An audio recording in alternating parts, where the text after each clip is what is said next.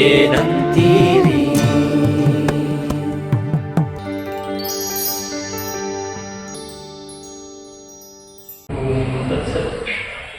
RT ನಗರದ ಮಕ್ಕಳ ವೇದಿಕೆ ಮೂಲಕ ಆಯೋಜಿತವಾಗಿರುವ ಈ ಅಷ್ಟಾವಧಾನದಲ್ಲಿ ಪಾಲ್ಗೊಳ್ಳೋದಕ್ಕೆ ನನಗೆ ತುಂಬಾ ಸಂತೋಷವಿದೆ. ವಿನಾಯಕ ಸ್ವಾಮಿಯ ದಿವ್ಯ ಸನ್ನಿಧಿಯಲ್ಲಿ ಈ ಕಾರ್ಯಕ್ರಮ ಆಗ್ತಾ ಇದೆ. ಹೊಸ ಶ್ರೋತೃಗಳನ್ನು ಸಾಕಷ್ಟು ಕಾಣ್ತಾ ಇದ್ದೀನಿ. ಪ್ರಾರ್ಥನೆಗೆ ಎಷ್ಟು ಉತ್ಸಾಹದಿಂದ ಬಂದು ಕೂತಿದ್ದೀರೋ ಕೊನೆಯವರೆಗೂ ಅಷ್ಟೇ ಉತ್ಸಾಹದಿಂದ ಇದೆ. ಇದು ತಕ್ಷಣದ ರಂಜನೆ ಸಿಗುವಂತಹ ಕಾರ್ಯಕ್ರಮ ಅಲ್ಲ. ಸಪ್ಪೆ ಅನಿಸ್ಬೋದು, ಬೇಸರ ಆಗ್ಬೋದು. ಹಾಗಾಗಿ ನಿಮ್ಮ ತಾಳ್ಮೆಯ ಪ್ರೀತಿಯ ಸಹಕಾರವನ್ನು ಬೇಡ್ತೀನಿ. ಹಾಗಂತ ಶ್ರೀಮಂತ ಗಾಂಭೀರ್ಯದಿಂದ ಕೂತ್ಕೊಳ್ಬೇಕಾಗಿಲ್ಲ. ಏನಾದ್ರೂ ವಿನೋದ ಬಂದ್ರೆ ಧಾರಾಳವಾಗಿ ಬಂದ್ಬಿಡಿ. ಇದು ಏನಾದ್ರೂ ಮುಖ ಗಂಭೀರವಾಗಿ ಇಟ್ಕೊಂಡು ನೋಡ್ಬೇಕಾದಂತ ಏನಾದ್ರೂ ಶ್ರಾಪವೋ ಏನೋ ಅಂತ ಅಚಿಂತೆ ಬೇಕಾಗಿಲ್ಲ. ಅಷ್ಟಾವಧಾನದ ಪರಿಚಯವನ್ನು ಮಾಡಿಕೊಡ್ತೀವಿ. ಈ 8 ಜನ ವಿದ್ವಾಂಸರು ವಿದುಷಿಯರು ಯಾರು ವೇದಿಕೆಯಲ್ಲಿದ್ದಾರೆ ಅವರ ಸಂಕ್ಷಿಪ್ತ ಪರಿಚಯವನ್ನು ಮಾಡಿಕೊಡ್ತೀನಿ. ಅವಧಾನ ಒಂದು ಪ್ರಾಚೀನ ಭಾರತೀಯ ಲಲಿತ ಕಲೆ, ಸಾಹಿತ್ಯ ಪ್ರಧಾನವಾದ ಕಲೆ. ಇಲ್ಲಿ ಯಾವುದೇ ಪೂರ್ವ ಸಿದ್ಧತೆ ಇರುತ್ತೆ. ಅವಧಾನಿ ಆದವರು ಸಭೆಯಲ್ಲಿ ವಿದ್ವಾಂಸರಾದ ರಸಿಕರು ಕೇಳುವ ಪ್ರಶ್ನೆಗಳಿವೆ. ಅವರ ನಿರ್ಬಂಧಗಳಿಗೆ ನಿಯಮಗಳಿಗೆ ತಕ್ಕಂತೆ ಎಲ್ಲವನ್ನೂ ಅದನ್ನು ಒಪ್ಪಿ ನಿರ್ಮಾಣ ಮಾಡಿಕೊಡ್ತಾನೆ. ಒಡನೊಡನೆಯ ಉತ್ತರಗಳನ್ನ ಪದ್ಯ ರೂಪದಲ್ಲಿ ಅಥವಾ ಗದ್ಯ ರೂಪದಲ್ಲಿ, ಪದ್ಯ ರೂಪದಲ್ಲಿ ಕೊಡುತ್ತಾ ಗದ್ಯ ರೂಪದಲ್ಲಿ ಇರಬೇಕು. ಮತ್ತೆ ಅದಕ್ಕೆ ಛಂದಸ್ಸು, ವ್ಯಾಕರಣ ಈ ರೀತಿಯಾದ ನಿಯಮಗಳಿಗೆ ಬದ್ಧವಾಗಿರಬೇಕು ಅಂತ ಉಂಟು. ಇದು 4 ಸುತ್ತುಗಳಲ್ಲಿ ನಡೆಯುತ್ತದೆ. ಒಂದೊಂದು ಸುತ್ತಿನಲ್ಲಿ ಒಂದೊಂದು ಪದ್ಯ ಒಂದೊಂದು ಸಾಲಿನಲ್ಲಿ ಸಾಮಾನ್ಯವಾಗಿ ಆಗುತ್ತದೆ. ಮತ್ತೆ ಇಲ್ಲಿ ಅವಧಾನಿ ಪದ್ಯ ರಚನೆ ಮಾಡುವಾಗ ಅದರಿಗೆ ಲೇಖನಿ ಸಾಮಗ್ರಿ ಸಹಾಯ ಯಾವುದೂ ಇರೋದು. ಕೆಲವರು ತನ್ನ ಮನಸ್ಸಲ್ಲೇ ಆಲೋಚನೆ ಮಾಡಿಕೊಂಡು ಮಾಡಬೇಕಾಗುತ್ತದೆ. ಇಲ್ಲಿ ಪ್ರಶ್ನೆ ಕೇಳೋಕೆ ಬರುವ ಒಳ್ಳೆ ವಿದ್ವಾಂಸರಾಗಿರಬೇಕು. ಸಾಹಿತ್ಯ ಅದರಲ್ಲಿ ಚೆನ್ನಾಗಿ ತಿಳುವಳಿಕೆ ಇರಬೇಕು. ಅವರ ವಿಭಾಗದ ಅರಿವು ಚೆನ್ನಾಗಿರಬೇಕು. ಇದು ಕನ್ನಡ ಭಾಷೆಯಲ್ಲಿ ಸುಮಾರು 1000 ವರ್ಷಗಳಿಗೂ ಹೆಚ್ಚಿನ ಪ್ರಾಚೀನತೆಯಿಂದ ಇರುವಂತಹ ಕಲೆ. ನೆನೆನಾಡಾದ ಆಂಧ್ರ ಪ್ರದೇಶದಲ್ಲಿ ಬಹಳ ವಿಶೇಷವಾಗಿ ಇದು ಬೆಳೆದಿದೆ. ಸಂಸ್ಕೃತದಲ್ಲಿ ಇನ್ನು ಹೆಚ್ಚಿನ ಕಾಲದಿಂದಲೇ ಇದೆ. ಇದಕ್ಕೆ ದೊಡ್ಡ ಇತಿಹಾಸ ಉಂಟು. ಹಾಗಾಗಿ ನಾವು ಭಾರತೀಯ ಪರಂಪರೆಯಲ್ಲಿ ಆಸಕ್ತಿ ಇದ್ದವರು ಇಂತಹ ಪ್ರಾಚೀನ ಅಭಿಜಾತ ಕಲೆಯ ಬಗ್ಗೆ ಆದರ ಮತ್ತು ಆಸಕ್ತಿ ಇಟ್ಟುಕೊಳ್ಳುವುದು ಒಳ್ಳೆಯದು. ಇಲ್ಲಿ ಪ್ರಶ್ನೆ ಕೇಳುವ ವಿದ್ವಾಂಸರಿಗೆ ಪ್ರಂಚಕರು ಅಥವಾ ಪ್ರಂಚಕರು ಅಂತ ಕರೀತಾರೆ. ಇಲ್ಲಿಂದ ಶ್ರೀತ KBS ರಾಮಚಂದ್ರ ಕೆಕ್ಕಾರ್ ಅಂತ ಅವರು ಇಲ್ಲಿ ಇರ್ತಕ್ಕಂಥವರು ಸಾಮಾನ್ಯ ಅಪವಾದವಿಲ್ಲದಷ್ಟು ಮಟ್ಟಿಗೆ ಎಲ್ಲರೂ ಇಂಜಿನಿಯರಿಂಗ್ ಓದುವವರೇ ಇದ್ದಾರೆ. ಸಾಹಿತ್ಯವನ್ನ ಓದಿದವರು ಇದ್ದಾರೆ, ಆದರೆ ಸಾಹಿತ್ಯವನ್ನು ಒಂದು ಪದವಿಗಾಗಿ ಓದೋರಿಲ್ಲ. ಪದವಿಗಾಗಿ ಆಕಸ್ಮಿಕವಾಗಿ ಓದ್ಕೊಂಡಿದ್ರು ಮೊದಲಿಂದ ಸಾಹಿತ್ಯದ ಆಸಕ್ತಿ ಇರೋದಿದೆ. ಈಗ ಅರ್ಜುನ ಇರ್ಬೋದು ಅಥವಾ ರಾಘವೇಂದ್ರ ಪಡೆದು ಇರ್ಬೋದು, ಇವುಗಳೆಲ್ಲ ಸಾಹಿತ್ಯವನ್ನು ತಮ್ಮ ಸಂತೋಷಕ್ಕಾಗಿ ಓದಿ ಪದವಿಯನ್ನು ಪಡ್ಕೊಂಡಿದ್ದಾರೆ. ಅದೇ ಬಿಟ್ಟಂತೆ ರಾಮಚಂದ್ರ ಆಗಲಿ ಮತ್ತೆ ನಿಮ್ಮ ರವೀಂದ್ರ ಕೊಳ್ಳ ಆಗಲಿ, ಸೋಮಶೇಖರ್ ಶರ್ಮಾ, ಶ್ರೀಧರ್ ಸಾಲಿಗ್ರಾಮ ಇವರು ಯಾರೂ ಕೂಡ ಪದವಿಗಳನ್ನು ಪಡೆದಿಲ್ಲ. ಆದರೆ ಸಾಹಿತ್ಯವನ್ನು ಚೆನ್ನಾಗಿ ಓದ್ಕೊಂಡಿದ್ದಾರೆ. ಸಾಹಿತ್ಯ ನಿಜವಾದ ಸಾಹಿತ್ಯ ಪ್ರೀತಿ ಇರುವವರಲ್ಲಿ ಇದ್ದರೆ ಇರುತ್ತಷ್ಟೇ. ಡಿಗ್ರಿಗಳಲ್ಲಿ ಅವರ ಹೆಸರಲ್ಲಿ ಹಿಂದೆ ಮುಂದೆ ಇರುವ ಅಕ್ಷರಗಳಲ್ಲಿ ಇಲ್ಲ. ರಾಮಚಂದ್ರ ಆ ರೀತಿಯಲ್ಲಿ ಒಂದು ಅಷ್ಟಾವಧಾನಿ ಕೂಡ ಹೌದು. ಚೆನ್ನಾಗಿ ಕನ್ನಡ ಸಾಹಿತ್ಯದ ಬಗೆಯಾಗಿ ಮತ್ತೆ ಕನ್ನಡದಲ್ಲಿ ಸುಂದರವಾದ ಪದ್ಯ ನಿರ್ಮಾಣ ಮಾಡಬಲ್ಲವರಾಗಿದ್ದಾರೆ, ಆಶುಕರಿತೆ ಮಾಡಬಲ್ಲವರಾಗಿದ್ದಾರೆ. ಅವಧಾನ ಮಾಡಿದ್ದಾರೆ, ಕನ್ನಡ ಇರುವಂಥದ್ದೇ ಆಗಿದೆ. ಅವರಿಗೊಂದು ನಿಷೇಧಾಕ್ಷರ ವಿಭಾಗದ ಪ್ರೇಕ್ಷಕರಾಗಿದ್ದಾರೆ. ನಿಷೇಧಾಕ್ಷರ ಅಂದ್ರೆ ಒಂದು ವಸ್ತುವನ್ನು ಕೊಟ್ಟು ಅದರ ಮೇಲೆ ಪದ್ಯ ಹೇಳಬೇಕು ಅಂತ ಹೆಚ್ಚೆಚ್ಚು ಈ ಅಕ್ಷರ ಇರಬಾರದು ಅಂತ ಹೇಳ್ತಾ ಹೋಗ್ತಾರೆ. ನಿಮಗೆ ಮುಂದೆ ಗೊತ್ತಾಗುತ್ತದೆ ಅದು ಎಷ್ಟು ಕಡೆಯಿಂದ ಒಂದು ಪದ್ಯ ನಿರ್ಮಾಣ ಆಗಬೇಕು ಅಂತ ಗೊತ್ತಾಗುತ್ತೆ. ಆಮೇಲೆ 2ನೇ ವಿಭಾಗದಲ್ಲಿ ಇರ್ತಕ್ಕಂಥವ್ರು ಅರ್ಜುನ್ ಭರದ್ವಾಜ್ ಸಮಸ್ಯಾಪೂರ್ಣ ಅನ್ನೋ ವಿಭಾಗವನ್ನು ನಿರ್ಮಾಣ ಮಾಡ್ತಾರೆ. ಅರ್ಜುನ್ ಭರದ್ವಾಜ್ ಸಂಸ್ಕೃತದಲ್ಲಿ ಸಮಸ್ಯೆಯನ್ನು ಕೊಡ್ತಾರೆ. ರಾಮಚಂದ್ರ ಅವರು ಕನ್ನಡದಲ್ಲಿ ನಿಷೇಧಾಕ್ಷರ ವಿಭಾಗ ನಡೆಸಿಕೊಡ್ತಾರೆ. ಅರ್ಜುನ್ ಭರದ್ವಾಜ್ ನಮ್ಮ ಪ್ರೇಕ್ಷಾ ಪ್ರತಿಷ್ಠಾನದಲ್ಲಿ ಪ್ರೇಕ್ಷಾ ಅನ್ನುವ ಪತ್ರಿಕೆ ಇದೆ. ಆ ಪತ್ರಿಕೆಯ ಸಂಪಾದಕ ವರ್ಗದಲ್ಲಿದ್ದಾರೆ. ಈಗ ದೇಶಾದ್ಯಂತ ದೇಶ ವಿದೇಶದಲ್ಲೂ ಪ್ರಸಿದ್ಧರಾದಂತಹ ಭಾರತೀಯ ಸಂಸ್ಕೃತಿ ವಕ್ತಾರರು ಅನೇಕ ಗ್ರಂಥಗಳನ್ನ ಸಂಶೋಧನಾ ಲೇಖನಗಳನ್ನ ಬೇಕಾದಷ್ಟು ಬರವಣಿಗೆ ಮಾಡ್ತಾರೆ. ಅವರು ಇವತ್ತು ಸಮಸ್ಯಾಪೂರ್ಣ ವಿಭಾಗ ನಿರ್ಮಾಣ ಮಾಡ್ತಾರೆ. ಸಮಸ್ಯೆ ಅಂತಂದ್ರೆ ಒಂದು ಪದ್ಯದ ಸಾಲು, ಆ ಸಾಲಿಗೆ ಅಶ್ಲೀಲ ಅಥವಾ ಅಪಾರ್ಥಕ ಬರುವಂತಹ ರೀತಿಯಲ್ಲಿರುತ್ತದೆ. ಕೆಲವೊಂದು ಅರ್ಥವೇ ಇಲ್ಲದೆಯೂ ಇರಬಹುದು. ಅಲ್ಲಿರುವ ತೊಡಕನ್ನು ಪರಿಹರಿಸುವಂತೆ ಆ ಸಾಲಿಗೆ ಇನ್ನು 3 ಸಾಲು ಸೇರಿಸಿದರೆ ಒಂದು ಸಮನ್ವಿತವಾದ ಪದ್ಯ ಆಗಬೇಕು. ಅದು ಸಮಸ್ಯಾಪೂರ್ಣ. ಅದರೊಡನೆ ನೀವು ನೋಡಬಹುದು ಹೇಗಿರುತ್ತದೆ ಅಂತ ಗೊತ್ತಾಗುತ್ತದೆ. ಉದಾಹರಣೆ ಕೊಟ್ಟರೆ ಸಮಯ ಹೋಗುತ್ತೆ, ನಿಮ್ಮ ತಾಳ್ಮೆ ಕೆಡುತ್ತೆ, ಅದಕ್ಕಾಗಿ ನಾನು ಹೇಳ್ತಾ ಇದ್ದೆ. ಆಮೇಲೆ ತತ್ವಪದವನ್ನು ನಿರ್ವಾಹ ಮಾಡಿಕೊಂಡವರು ನನ್ನ ಮತ್ತೊಬ್ಬ ಗೆಳೆಯರಾದಂತಹ ಶ್ರೀಯುತ ರವೀಂದ್ರ ಹೊಳ್ಳೆರು. ಅವರು ಕೂಡ ಅಷ್ಟೇನೆ. ಇವರೆಲ್ಲರೂ ಮುಖ್ಯವಾಗಿ ಈ ಮಲ್ಟಿನ್ಯಾಷನಲ್ ಕಂಪನಿಗಳಲ್ಲಿ ಸಾಫ್ಟ್ವೇರ್ ಮೊದಲಾದ ಕ್ಷೇತ್ರಗಳಲ್ಲಿ ಉದ್ಯೋಗ ಮಾಡ್ತಾ ಇರಬಹುದು. ಆದರೆ ತಮ್ಮ ರುಚಿಯಿಂದ ಪ್ರವೃತ್ತಿಯಿಂದ ಸಾಹಿತ್ಯ ಪ್ರೇಮಿಗಳಾಗಿದ್ದಾರೆ. ಇವರೆಲ್ಲರೂ ಹಳಗಡ ಸಂಸ್ಕೃತ ಇದನ್ನೆಲ್ಲ ಚೆನ್ನಾಗಿ ಬಂದವರಾಗಿದ್ದಾರೆ. ಕೊಳ್ಳವರು ಹಾಗೆ ಅವರು ತರ್ಕಪದ ಅನ್ನೋ ವಿಭಾಗದಲ್ಲಿ ಪ್ರಶ್ನೆಯನ್ನು ಕೊಡ್ತಾರೆ, ಒಂದು ವಸ್ತುವನ್ನು ಕೊಡ್ತಾರೆ, 4 ಪದಗಳನ್ನು ಕೊಡ್ತಾರೆ. ಅವು ಛಂದಸ್ಸನ್ನು ಬೇಕಾದ್ರೆ ಇದೇ ಛಂದಸ್ಸಿರಬೇಕು ಅಂತ ಹೇಳ್ಬೋದು. ಆ ಛಂದಸ್ಸಿಗೆ ಅನುಗುಣವಾಗಿ ಆಯಾ ಪದಗಳನ್ನ ಒಂದೊಂದು ಸಾಲಿಗೆ ಹೊಂದಿಸಿ ಆ ಕೇಳಿದ ವಸ್ತುವಿಗೆ ಅನುಸಾರವಾಗಿ ಪದ್ಯ ರಚನೆ ಮಾಡಬೇಕು. ಅದು ದತ್ತಪದ. ಆಮೇಲೆ ಡಾಕ್ಟರ್ ರಂಜನಿ ವಾಸಕಿ ಅವರಿದ್ದಾರೆ. ಅವರು ಇಂಜಿನಿಯರಿಂಗ್ ಓದಿದ್ದೆ, ಸಂಗೀತದಲ್ಲಿ ಸ್ನಾತಕೋತ್ತರ ಪದವಿ ಪಡೆದು ಅದರಲ್ಲಿ ಡಾಕ್ಟರೇಟ್ ಪದವಿಯನ್ನು ಕೂಡ ಪಡೆದಿದ್ದಾರೆ. ವಿಖ್ಯಾತ ಗಾಯಕಿ. ಅವರ ತಾಯಿಯವರು ಡಾಕ್ಟರ್ ನಾಗವಲ್ಲಿ ನಾಗರಾಜರು ಲೋಕವಿಖ್ಯಾತರಾದಂತಹ ಸಂಗೀತ ಕಲಾವಿದರು. ಅವರನ್ನು ಹೇಗೆ ಅಭ್ಯಾಸ ಮಾಡಿದರು. ಅವರು ಈ ಜೈ ರಚನೆಯಲ್ಲಿ ಒಂದು ನಿರ್ದಿಷ್ಟವಾದ ತಾಳವನ್ನು ಕೊಟ್ಟು ಅಥವಾ ಬೇರೆ ಬೇರೆ ಗತಿಗಳಲ್ಲಿರಬೇಕು ಅಂತ ವಸ್ತುವನ್ನು ಕೊಡ್ತಾರೆ. ಆ ವಸ್ತುವಿಗೆ ಅನುಸಾರವಾಗಿ ಆಯಾ ತಾಳಗತಿಗೆ ಬದ್ಧವಾಗಿ ಬರುವಂತೆ ಒಂದು ಹಾಡನ್ನು ರಚನೆ ಮಾಡಬೇಕಾಗುತ್ತೆ. ನೀವು ಭಯಪಡಬೇಕಾಗಿಲ್ಲ, ಹಾಡನ್ನು ಅವರೇ ಹಾಡ್ತಾರೆ. ಯಾಕೆಂದ್ರೆ ಅವ್ರ ಹಾಡನ್ನು ಕೇಳೋಕ್ಕಾದ್ರೆ ನೀವು ಕೊನೆವರೆಗೂ ಇರಬೇಕು ಅಂತ ಸಾರ್ಥಕ ಅನಿಸುತ್ತೆ. ಒಂದು ಸುತ್ತಿನಲ್ಲಿ ಪಲ್ಲವಿ, ಮತ್ತೊಂದು ಸುತ್ತಿನಲ್ಲಿ ಅನುಪಲ್ಲವಿ, ಇನ್ನು 2 ಸುತ್ತಿನಲ್ಲಿ ಶರಣದ 2 ಸಾಲುಗಳು ಅಂತ ಸಾಮಾನ್ಯವಾಗಿ ಹಾಗೆ ಮಾಡುವುದಾಗುತ್ತದೆ. ಅವರು ಯಾವ ರೀತಿಯಾದ ವೆಚ್ಚವನ್ನು ಕೊಡ್ತಾರೆ, ಯಾವ ಹಾಡುಗಳಲ್ಲಿರಬೇಕು, ಯಾವ ಗತಿಯಲ್ಲಿ ಇರಬೇಕು, ಆ ಗತಿಗೆ ಅನುಸಾರವಾಗಿ ಮಾಡುವುದಾಗುತ್ತದೆ. ವಸ್ತುವು ಅದೇ ರೀತಿ ಇರುತ್ತದೆ. ಆಮೇಲೆ ಇತ್ತ ಕಡೆ ಶ್ರೀಧರ ಸಾಲಿಗ್ರಾಮ ಅವರು 4 ಸುತ್ತಿಗೂ 4 ವಸ್ತುಗಳನ್ನು ಕೊಡ್ತಾರೆ. ಇವರು ಸಂಗೀತ ಕಲಾವಿದರೆ, ವೇಣುವಾದಕರು ಆಗಿದ್ದಾರೆ ನಮ್ಮ ಶ್ರೀಧರ ಸಾಲಿಗ್ರಾಮ ಅವರು ಚೆನ್ನಾಗಿ ಹಳಗಡದ ಪದ್ಯದ ರಚನೆ ಮಾಡಬಲ್ಲವರು ಆಗಿದ್ದಾರೆ. ಅವರು ಒಂದೊಂದು ಸುತ್ತಿಗೆ ಒಂದು ಹೊಸ ವಸ್ತುವನ್ನು ಕೊಡ್ತಾರೆ. ಇಡೀ ಪದ್ಯವನ್ನು ಅಲ್ಲಿಗೆ ನಿರೂಪಿಸಬೇಕಾಗುತ್ತದೆ. ಇದು ಆಶುಕವಿತೆ. ಆಮೇಲೆ ಇಲ್ಲಿ ಇರ್ತಕ್ಕಂಥ ಶ್ರೀಮತಿ ಶ್ರೀಲಲಿತಾ ರೂಪಗುಡಿಯವರು, ಇವರು ಸಂಸ್ಕೃತ, ಕನ್ನಡ, ಇಂಗ್ಲಿಷ್ 3 ಭಾಷೆಗಳನ್ನು ಚೆನ್ನಾಗಿ ಬರೆದು ಸಂಸ್ಕೃತದಲ್ಲಿ ವಿಶೇಷವಾಗಿ ಕಾವ್ಯ ರಚನೆ ಮಾಡ್ತಾರೆ, ಗದ್ಯ ಪದ್ಯ ರಚನೆಗಳನ್ನ ಮಾಡ್ತಾರೆ. ಮತ್ತೆ ಇವು ಪ್ರಸಿದ್ಧರಾದ ಮಹಾಕವಿಗಳ ರಸವತ್ತಾದ ಕಾವ್ಯಗಳಿಂದ ಆಯ್ದ ಪದ್ಯಗಳನ್ನ ಹಾಡ್ತಾರೆ. ಹಾಡಿದ್ದನ್ನ ಅವಧಾನಿಗೆ ಗುರುತಿಸಿ ಅದು ಯಾವ ಕವಿಯ ಕಾವ್ಯ, ಅದರ ಸ್ವಾರಸ್ಯ ಏನು, ಅದರ ಪೂರ್ವಾಪರ ಏನು ಅಂತ ವಿವರಿಸಬೇಕಾಗುತ್ತದೆ. ಇಲ್ಲಿವರೆಗೂ ಅವಧಾನಿ ತಾನು ಮಾಡುವ ಪದ್ಯಗಳ ಬಾಧ್ಯತೆ ಏನು ಗೊತ್ತಿದ್ದದಾಗಿ ಈ ಹಂತದಲ್ಲಿ ಬೇರೆಯ ಕಾವ್ಯಗಳಲ್ಲಿರುವ ಸ್ವಾರಸ್ಯ ಹೇಗಿದೆ ಅಂತ ವಿವರಿಸುವಂತಹ ಶಕ್ತಿ ಆದದ್ದೇನು ಅಂತ ಆ ಪರೀಕ್ಷೆ ನಡೆಯುವಂತಹದ್ದಾಗುತ್ತದೆ. ಇದು 4 ಸುತ್ತುಗಳಿಗೆ ಒಂದೊಂದು ಕಾವ್ಯದಂತೆ ನಡೆಯುತ್ತದೆ.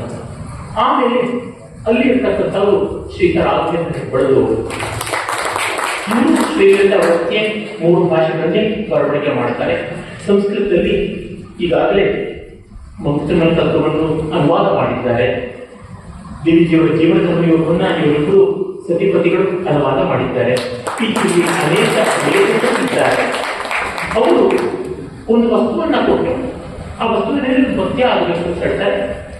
ಆ ಪದ್ಯ ಎಷ್ಟು ಅಕ್ಷರಗಳಿರುತ್ತೋ ಅಷ್ಟು ಬಾರಿ ಕೇಳ್ತಾರೆ. 4 ಸಾಲಿಗೆ ಒಂದೊಂದು ಸಾಲಿಗೆ ಇಂತಿಷ್ಟು ಅಕ್ಷರ ಆಗ್ತಿರುತ್ತೆ. ಸಂಸ್ಕೃತ ಛಂದಸ್ಸಿನ ಪದ್ಯ ಬಂದರೆ ಒಂದೊಂದು ಸಾಲಿಗೆ 8 ಅಕ್ಷರ, 32 ಅಕ್ಷರ. 32 ಬಾರಿ ಅವರ ಅಕ್ಷರಗಳನ್ನು ಕೇಳ್ತಾ ಹೋಗ್ತಾರೆ. ಕೇಳಿದ ಅಕ್ಷರಗಳನ್ನ ಅವಧಾನಿ ಕೊಡ್ತಾ ಹೋಗ್ಬೇಕು. ಅವ್ರು ಯಾವಾಗಂದ್ರೆ ಆ ಅಕ್ಷರ ಆಗ್ತಾರೆ. ಅವನಷ್ಟು ಒಟ್ಟು ಸೇರಿಸಿದ್ರೆ ಅದೊಂದು ಅವರ ಕೇಳಿದ ವಸ್ತುವಿನ ಮೇಲೆ ಪದ್ಯ ಆಗಿರುತ್ತದೆ. ಇದು ವಿಶಿಷ್ಟಾಕ್ಷರ ಆ ಒಂದು ಫಲಕದ ಮೇಲೆ ನೀವು ನೋಡಬಹುದು ಆ ಪದ್ಯ ಹೇಗೆ ಮೂಡುತ್ತದೆ. ಇದೆಲ್ಲವನ್ನು ಅವಧಾನ ನಡೆಸುವಾಗ ಅವಧಾನಿಯ ಮನಸ್ಸಿನ ಏಕಾಗ್ರತೆಯನ್ನ ವಂಚಿಸುವುದಕ್ಕೋಸ್ಕರವಾಗಿ ಸಭಾರಂಜನೆಗಾಗಿ ಅಪ್ರಸ್ತುತ ಪ್ರಸಂಗಿ ಅಂತ ಒಂದು ಅಪ್ರಸ್ತುತ ಪ್ರಸಂಗ ಅನ್ನೋ ಒಂದು ವಿಭಾಗ ಇರುತ್ತೆ. ಅಲ್ಲಿ ನನ್ನ ಮತ್ತೊಬ್ಬ ಗೆಳೆಯರಾದಂಥ ಶ್ರೀಯುತ ಸೋಮಶೇಖರ್ ಶರ್ಮಾ ಅವರು ಕೊಟ್ಟಿದ್ದಾರೆ. ಇವರು ಹಳೆಗನ್ನಡದ ಅಭ್ಯಾಸ ಮಾಡಿದವರು, ಸಂಸ್ಕೃತದ ಬರೆದವರು, ಪದ್ಯ ರಚನೆ ಮಾಡಿದವರು. ಅದು ಈ ದಿವಸದ ಅವರ ವಿಭಾಗದಲ್ಲಿ ಪದ್ಯ ರಚನೆ ಇಲ್ಲ. ಪದ್ಯವನ್ನು ಕೇಳಬೇಕಾದ್ರೆ ಕೇಳಬಹುದು, ಸಾಂದರ್ಭಿಕವಾಗಿ ನೋಡಬಹುದು. ಆದರೆ ಅವರು ಕಾವ್ಯವಾಚನದವರು ಮತ್ತು ಗೇಯ ರಚನೆ ಇವರು 3 ಜನ ನಿಮ್ಮ ಮನಸ್ಸನ್ನ ಹೆಚ್ಚಾಗಿ ಹಿಡಿದಿಟ್ಟುಕೊಳ್ಳಬಲ್ಲಂತ ಪ್ರಚೇತರು. ಅವರ ವಿಷಯಗಳಲ್ಲಿ ಅವರದಾದ ಒಂದು ಸ್ವಾರಸ್ಯವು ನಿಮಗೆ ಇರೋದ್ರಿಂದ ಗೊತ್ತಾಗುತ್ತದೆ. ಮಿಕ್ಕಂತೆ ವಿದ್ವತ್ ರಸಿಕರಿಗೆ ಹೆಚ್ಚಾಗಿ ಆಸ್ವಾದಕ್ಕೆ ಗೊತ್ತಾಗಬಲ್ಲಂತ ಅಂಶಗಳು ಉಂಟು. ಇದಿಷ್ಟು ಸಾಮಾನ್ಯವಾಗಿ ಅವಧಾನದ ಸ್ಥೂಲ ಪರಿಚಯ. ಇನ್ನು ನೇರವಾಗಿ ನಾವು ಪ್ರಾರ್ಥನೆಯ ಮೂಲಕವಾಗಿ ಅವಧಾನದ ಕಡೆ ಹೋಗ್ಬೋದು. ಸಾಮಾನ್ಯವಾಗಿ ನಾನು ಆಯೋಜಕರಿಗೆಲ್ಲ ಹೇಳ್ತಾ ಇರ್ತೀನಿ, ನೀವು ಪ್ರಾರ್ಥನೆ ಮತ್ತೆ ಬೇರೆ ಪೂರ್ವಾಂಗವಾದ ಸ್ವಾಗತ ಅಥವಾ ಅಧ್ಯಕ್ಷ ಭಾಷಣ ಈ ರೀತಿ ವಿಸ್ತರಗಳನ್ನು ಇಟ್ಟುಕೊಳ್ಳಬೇಡಿ ಅಂತ. ಇವತ್ತು ಮಂಥನದ ವೇದಿಕೆಯವರು ಆ ಯಾವ ವಿಸ್ತರಣೆ ಇಲ್ಲದೆ ಪೂರ್ಣ ಪ್ರಮಾಣದ ಸಮಯವನ್ನ ಅವಧಾನಕ್ಕೆ ಬಿಟ್ಟುಕೊಟ್ಟಿದ್ದಾರೆ. ತುಂಬಾ ಧನ್ಯವಾದಗಳು. ಏಕೆಂದರೆ ಅವಧಾನ ಬ್ರಹ್ಮಾಸ್ತ್ರ ಇದ್ದಂತೆ. ಹನುಮಂತರ ಮೇಲೆ ಇಂದ್ರಜಿತ್ ಬ್ರಹ್ಮಾಸ್ತ್ರ ಬಿಟ್ಟಾಗ ಹನುಮಂತ ಬ್ರಹ್ಮಾಸ್ತ್ರದ ಮೇಲಿನ ಗೌರವದಿಂದ ಕಟ್ಟು ಬಿದ್ದ. ಆದರೆ ಬಿದ್ದ ರಾಕ್ಷಸರಿಗೆ ಗೊತ್ತಾಗಲಿಲ್ಲ ಬ್ರಹ್ಮಾಸ್ತ್ರದ ಬಂಧ ಅಗೋಚರವಾಗಿತ್ತು. ಹಾಗಾಗಿ ಸುಮ್ಮನೆ ಇದ್ದಾನೆ, ಮುಚ್ಚವಾಗಿದ್ದಾನೆ, ಎಷ್ಟು ಕಷ್ಟ ಅರ್ಥಸರ್ಪಣೆ ಹಗ್ಗ ಹಾಕಿ ಕಟ್ಟಿದ್ರಂತೆ. ಆಗ ಬ್ರಹ್ಮಾಸ್ತ್ರಕ್ಕೆ ಕೋಪ ಬಂದು, ನಾನಿರುವಾಗ ಈ ಹಗ್ಗ ಹುಡುಗರು ಎಲ್ಲ ಯಾತಕ್ಕೆ ಬೇಕು ಮುಡಿಸ್ಕೊಂಡು ಹೊರಟೋಯ್ತಂತೆ. ಆಗ ಇಂದ್ರಜಿತ್ತಿಗೆ ಚಿಂತೆ ಆಯ್ತಂತೆ, ಇದೇನಿದೆ ಬ್ರಹ್ಮಾಸ್ತ್ರಕ್ಕೆ ಇವನು ಜಗ್ಗದೆ ಅದರ ಮೇಲೆ ಗೌರವದಿಂದ ಸುಮ್ಮನೆ ಇದ್ದ. ಈ ರೀತಿ ರಾಕ್ಷಸರು ಅಗೋಚರವಾದ ಬ್ರಹ್ಮಾಸ್ತ್ರವನ್ನು ಕಾಣಿದ್ರೆ ತಾವು ತಮ್ಮ ಶಕ್ತಿ ತಂದುಕೊಂಡು ಸರಪಣಿ ಹಗ್ಗ ಕುರಿಗಳನ್ನು ಹಾಕಿ ಕಟ್ಟಿದ್ರು. ಇದು ಅವಿವೇಕವಾಯ್ತಲ್ಲ. ಬ್ರಹ್ಮಾಸ್ತ್ರ ಹಾಗೆ ಅಂತ್ಯ ಬಂಧ ಅಸಹಿಷ್ಣು. ಇದು ನಿಂತಾಲ್ಟಿ ಅದರ್ ಬೈಂಡಿಂಗ್. ಅವಧಾನಕ್ಕೂ ಹಾಗೆ ಬೇರೆ ಯಾವ ಕಾರ್ಯಕ್ರಮಗಳನ್ನು ಸಹಿಸೋದಿಲ್ಲ. ಮುಂದೆ ಬಂದರೆ ಆಯುತ್ತೆ, ಹಿಂದೆ ಬಂದರೆ ಬರೆಯುತ್ತೆ. ಅದರಿಂದ ನಾನು ಹಾಗೆ ಹೇಳ್ತಾ ಇರ್ತೀನಿ, ನೀವು ಏನ್ ಸ್ವಾಗತ ಏನ್ ಪ್ರಾರ್ಥನೆ ಎಲ್ಲ ಮಾಡ್ತಿರೋದು ನಾನೇ ಮಾಡ್ಬಿಡ್ತೀನಪ್ಪ. ಸಮಯಕ್ಕೆ ಸರಿಯಾಗಿ ಮಾಡಿ. ಯಾಕೆಂದ್ರೆ ಅವಧಾನ ಎಷ್ಟೊತ್ತಿಗೆ ಮುಗಿಯುತ್ತೆ ಅಂತ ಗೊತ್ತಿಲ್ಲ. ಅವಮಾನ ಪತ್ರಿಕೆ 8:30 ಹೇಳಿದ್ದಾರೆ. ಇವ್ರ ಪ್ರಶ್ನೆಗಳಿಗೆ ನಾನು ಉತ್ತರ ಕೊಡುವಲ್ಲಿ ಇಷ್ಟು ವಿಸ್ತರಿಸಿಕೊಳ್ಳುತ್ತದೆ ಗೊತ್ತಿಲ್ಲ. ಇದನ್ನಂತೂ ನೀವು ಪಕ್ಕದಲ್ಲೇ ಇರತಕ್ಕಂಥ ವಿನಾಯಕ ಸ್ವಾಮಿಯ ಪ್ರಾರ್ಥನೆ ಮಾಡಿ ಹಾಗೆ ಕೂತ್ಕೊಳ್ಳಿ ಅಂತ ಪ್ರಾರ್ಥನೆಯಿಂದ ನಾನು ಆರಂಭ ಮಾಡ್ತೀನಿ.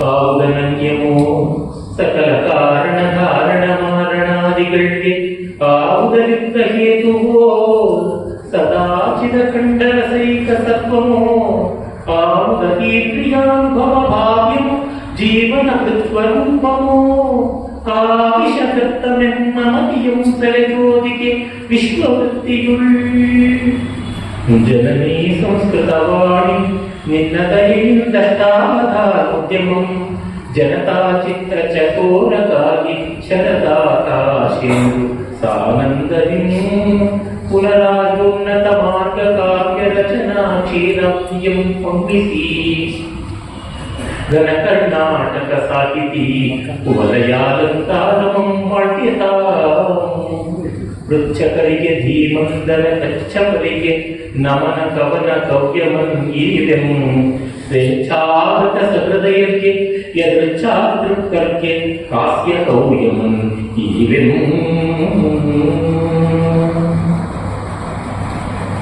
ನಮ್ಮ ಮಂಥನ ವೇದಿಕೆ ಈ ಕಾರ್ಯಕ್ರಮವನ್ನು ಆಯೋಜನೆ ಮಾಡಿದೆ. ಮಂಥನ ರಾಷ್ಟ್ರಭಕ್ತಿಗೆ, ರಾಷ್ಟ್ರ ಸೇವೆಗೆ ತೆಗೆದುಕೊಂಡಂಥ ಒಂದು ಸಹೃದಯರ ಕಾರ್ಯಕರ್ತರ ಸಮೂಹ ಸಂಘಟನೆ. ಹಾಗಾಗಿ ಮಂಥನ ಅಂದ್ರೇನೆ ಕಡೆಯುವುದು. ನಮಗೆ ಮಂಥನ ಅಂದರೆ ಜ್ಞಾಪಕ ಬರುವುದು ಅಮೃತ ಮಂಥನ ಅಥವಾ ಕ್ಷೀರ ಸಾಗರ ಮಂಥನ.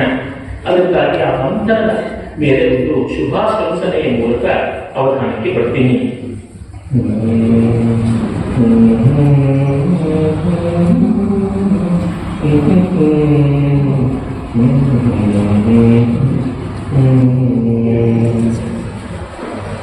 या मंथनान् मुररिपोः या मंथनान् मुररिपोः क्रतुशक्तिरादात् या मंथनान् मुररिपोः क्रतुशक्तिः आदात् आविष्कृता पुररिपोः आविष्कृता पुररिपोरपितात्मशक्तिः आविष्कृता पुररिपोरपितात्मशक्तिः सामन्थनेत्र सामन्थनेत्र सामन्थनेत्र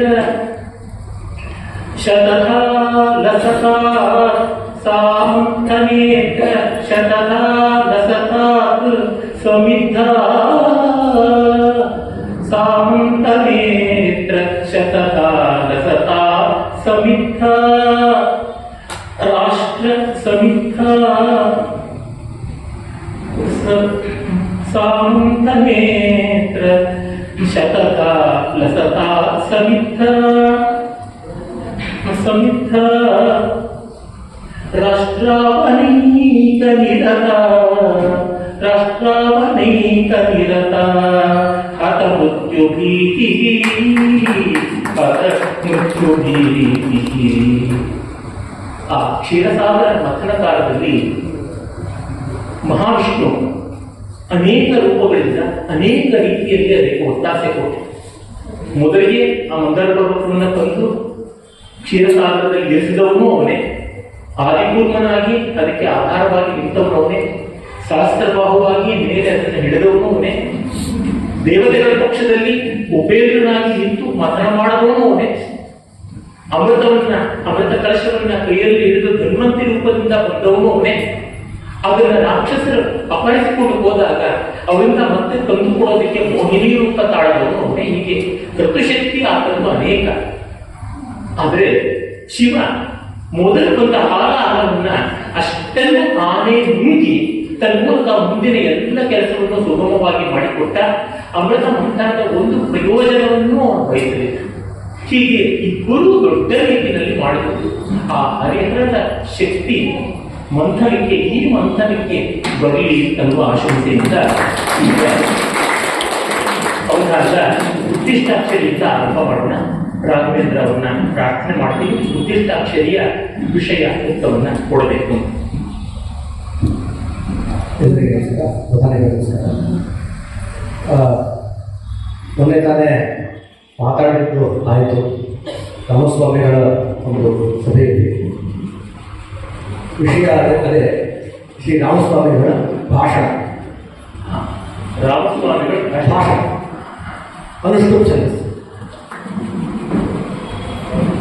ಮಂಥನ, ರಾಷ್ಟ್ರೋತ್ಥಾನ ಇವುಗಳ ಬಲ್ಲವರಿಗೆ ಸ್ವರ್ಗೀಯ ಎಸ್ ಆರ್ ರಾಮಸ್ವಾಮಿಯವರ ಪರಿಚಯ, ಅವರ ಬರವಣಿಗೆಗಳ ಅರಿವು ಇದ್ದೇ ಇರುತ್ತದೆ. ಡಿ.ವಿ.ಜಿ ಅವರಿಗೆ ನಿಡುಗಾಲದ ಕಣ್ಣು ಕೈಯಾಗಿ ದುಡಿದು ರಾಷ್ಟ್ರಕ್ಕಾಗಿ ಭಾರತೀಯ ಸಂಸ್ಕೃತಿಗಾಗಿ ಎತ್ತುಕೊಂಡು ಅವರು ಒಂದು ತಿಂಗಳು ಆಗಿಲ್ಲ ಕಣ್ಮರೆಯಾದರು. ಆ ಮಹಾನ್ ಭಾವನ ಕುರಿತು ಒಂದು ಶ್ಲೋಕ ಇರಬೇಕು ಅಂತ ಕೇಳಿದ್ದಾರೆ. ಹಾಗೆ ಅವರ ಭಾಷಣ. ರಾಮಸ್ವಾಮಿಗಳು ಸಾಮಾನ್ಯವಾಗಿ ಭಾಷಣ ಮಾಡ್ತಿದ್ದೇ ವಿರಳ. ಹಾಗಾಗಿ ವಸ್ತು ಸ್ವಲ್ಪ ಕಠಿಣ ಮಾಡಿದ್ದಾರೆ. ಸಂತೋಷ. ಒಂದು ಸ್ವಲ್ಪ ಹೊತ್ತಾದ್ಮೇಲೆ ಅವರು ಕೇಳ್ಕೊಂಡು ಈಗ ನಾವು ನಿಷೇಧಾಕ್ಷರಕ್ಕೆ ಬರೋಣ. ಎಲ್ಲರಿಗೂ ನಮಸ್ಕಾರ. ಪ್ರಧಾನಿಗಳಿಗೆ ನಮಸ್ಕಾರ. ನಿಷೇಧಾಕ್ಷರಿಯ ವಿಷಯ ಭೀಮ ದುರ್ಯೋಧನರ ಕೊನೆಯ ಕಾಳಗವನ್ನು ಕುರಿತು. ಅಲ್ಲಿ ವೈಶಂಪಾಯನ ಸರೋವರದಲ್ಲಿ ಅವನ ಅಡಕೊಂಡಾಗಿಂದ ಹಿಡಿದು ಅವನ ತೊಡೆ ಮುಟ್ಟಿದ್ರವರೆಗೆ ಯಾವ್ದಾದ್ರು ಒಂದು ವಿಷಯದ ಮೇಲೆ ಪದ್ಯವನ್ನು ಹೇಳಬೇಕು. ಮೊದಲನೇ ಕಂದ ಪದ್ಯ ಇಟ್ಕೊಳ್ಳೋಣ. ಮೊದಲನೇ ಅಕ್ಷರ ವಿಘ್ನ ವಿನಾಯಕ ನಮಸ್ಕಾರ ಆದದ್ರಿಂದ ವಕಾರ ನಿಷೇಧ. ಎಲ್ಲರಿಗೂ ಕೇಳಿಸ್ತಾ ಇದೆ? ಕೊನೆಯವರು ಸ್ಪಷ್ಟವಾಗಿದೆ ತಾನೆ? ಎಲ್ಲರಿಗೂ ನಮಸ್ಕಾರ. ಅವಧಾನಿಗಳೇ, ನಿಮಗೆ ಪದ್ಮಭೂಷಣ ಪ್ರಶಸ್ತಿ ಸಿಕ್ಕಿದೆ. ಧನ್ಯವಾದಗಳು. ನೋಡಿ, ನಿಮಗಿಂತ ನಮಗೆ ಸಂತೋಷ ಆಗಿದೆ ಅಲ್ಲ, ನನಗಿನ್ನೂ ಸಿಕ್ಕಿಲ್ಲ. ಉದ್ಘೋಷ ಆಗಿದೆ, ಅದು ಯಾವಾಗ ಸಿಗುತ್ತೋ ಗೊತ್ತಿಲ್ಲ. ಯಾರಿಗೂ ಹೇಳಿದ್ರು ಅದನ್ನ ಅವರು ಹೇಮಂತದಲ್ಲಿ ಉದ್ಘೋಷ ಮಾಡಿದ್ರು. ಇನ್ನೇನು ಗ್ರೀಷ್ಮನು ಬರ್ತಾ ಇದೆ, ಕೈಗೆ ಬಂದಿಲ್ಲ. ಹಾಗಾಗಿ ಅದು ಏನಿದ್ರು ಕೈಗೂ ಬರದೆ ಬಾಯಿಗೂ ಬಂದಿಲ್ಲದೆ ಬಿಟ್ಟು, ಹಾಗಾಗಿ ಅದ್ರ ಬಗ್ಗೆ ನೀವು ಏನು ಹೇಳದೆ ಇದ್ರೆ ಬಹಳ ಒಳ್ಳೆಯದು ಅನ್ಸುತ್ತೆ. ನಿಮಗಿಂತ ನಮ್ಗೆಲ್ಲರಿಗೂ ಸಂತೋಷವಾಗಿದೆ ಅನ್ನೋದು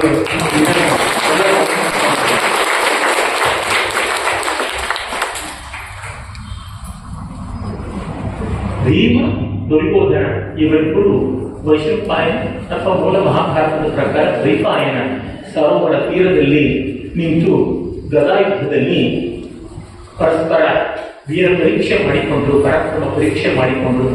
ದುರ್ಯೋಧನನ ಅವಸಾನ ಆಯಿತು. ಆ ಘಟ್ಟವನ್ನು ಚಿತ್ರಿಸಬೇಕಲ್ಲ. ಆ ಪ್ರಸಂಗದಲ್ಲಿ ಅವನು ನೀರಿನಲ್ಲಿ ಬಚ್ಚಿಟ್ಕೊಂಡಿದ್ದರಿಂದ ಹಿಡಿದು ಕೊನೆಗೆ ಸೋಲೋವರೆಗೆ ಯಾವ್ದಾದ್ರು ಒಂದು ಯಾವ್ದಾದ್ರು ಒಂದು ಇಡೀ ದೊಡ್ಡ ಪ್ರಕರಣ, ಒಂದು ದೊಡ್ಡ ಕಾಪಿವೇ ಬರೀಬಹುದಾದನ್ನು ಬರನ್ನ ಹಾಗೆ ಬರೆದಿದ್ದಾನೆ.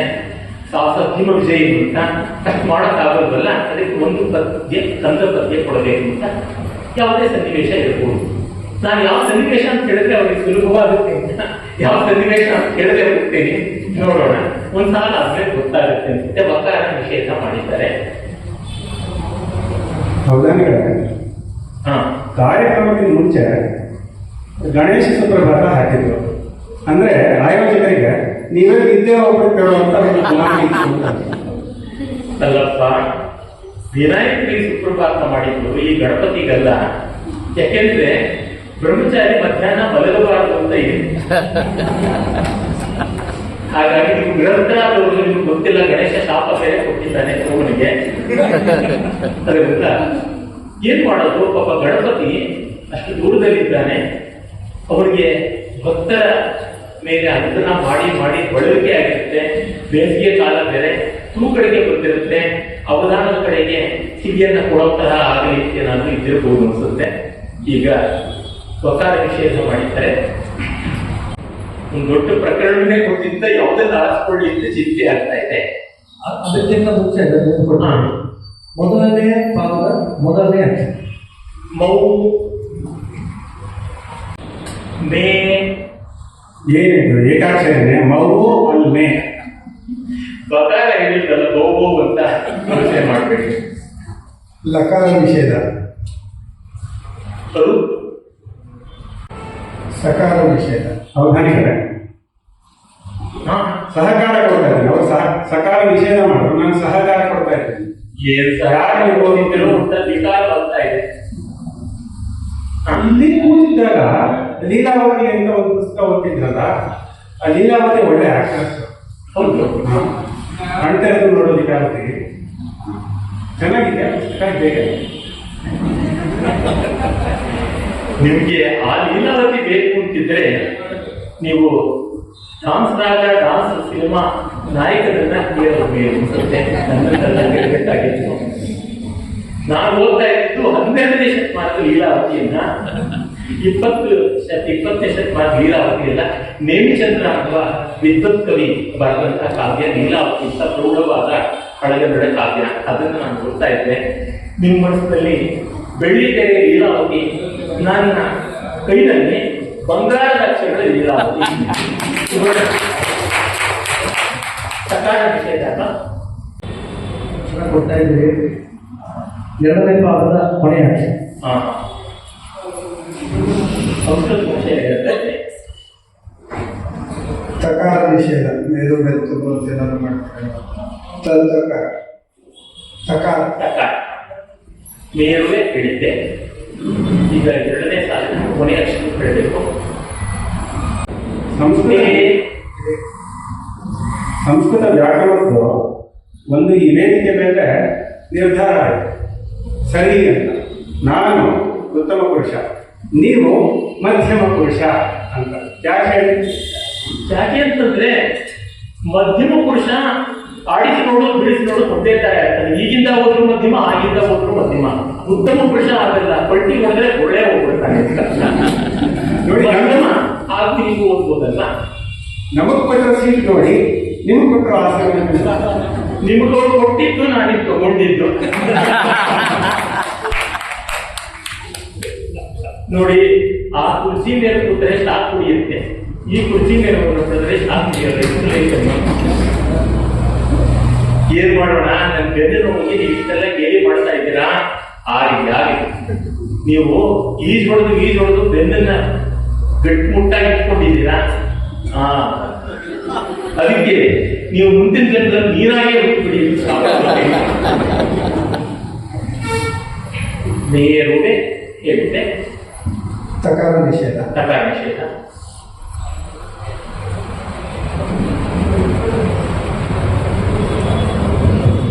ಮೊದಲನೇ ಪದ ಮುಗ್ದಿದೆ ಅನ್ಸುತ್ತೆ. ಪದ ಮೊದಲನೇ ಪದ ಮುಗ್ದಿದೆ ಅನ್ಸುತ್ತೆ. ಈಗ ಸರಿಯಾಗಿ ನಿಷೇಧ ಮಾಡ್ತಾ ಇದ್ರೆ ಅದನ್ನ ಉದ್ದ ಮಾಡ್ಕೊಂಡು ಹೋಗ್ತಾರೆ. ಅದರಿಂದ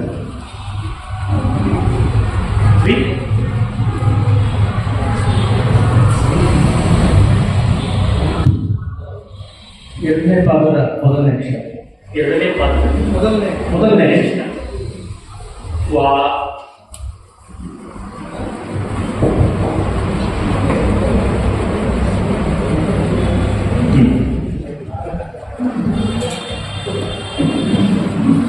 ಧಕಾರ ನಿಷೇಧ.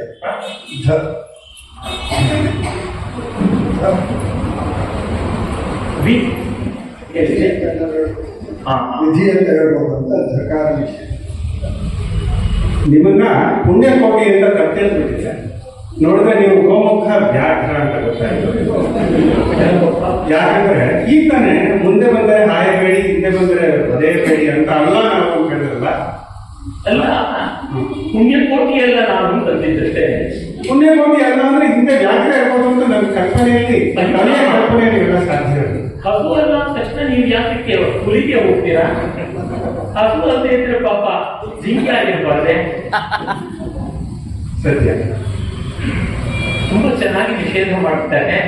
ನನಗೆ ವಿಧಿ ಇಲ್ಲದಂತೆ ಆಗಿದೆ. ನಾನು ವಿಂಧ್ಯ ಪರ್ವತ ಅಂತ ಹೇಳಬೇಕು ಅಂದ್ಕೊಂಡಿದ್ದೆ.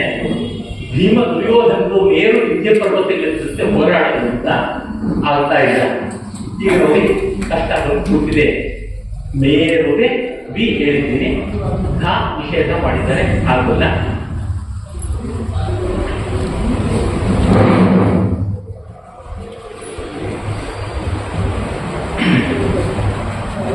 ಅಡಿಗೆ ಅಡಿಗೆ ಅಡಿಗೆ ನಾಟ್ಯ ಗಾವತ್ತು ಏವತ್ತು ಅಡಿಗೆ. ಬೇರೆ ದಾರಿನೇ ತಗೊಂಡ್ಬಿಟ್ಟೆ, ಬೆಟ್ಟ ಬಿಟ್ಬಿಟ್ಟೆ ಅಲ್ಲೇ.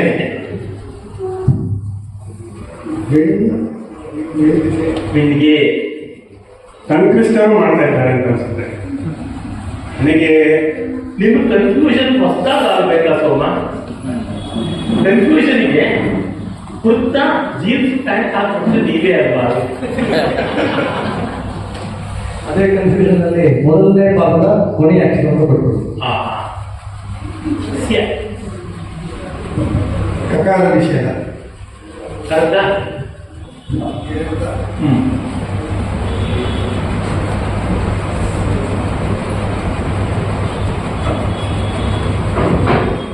ಮತ್ತೊಂದು ಪದ ಮುಗಿದಿದೆ. ವಕಾರ ನಿಷೇಧ. ಒಲ್ಲು ಅಂತ ಹೇಳ್ತೀನಿ ಅಂತ ಮೇಲುವೆ ಬಿಟ್ಟಿಗೆ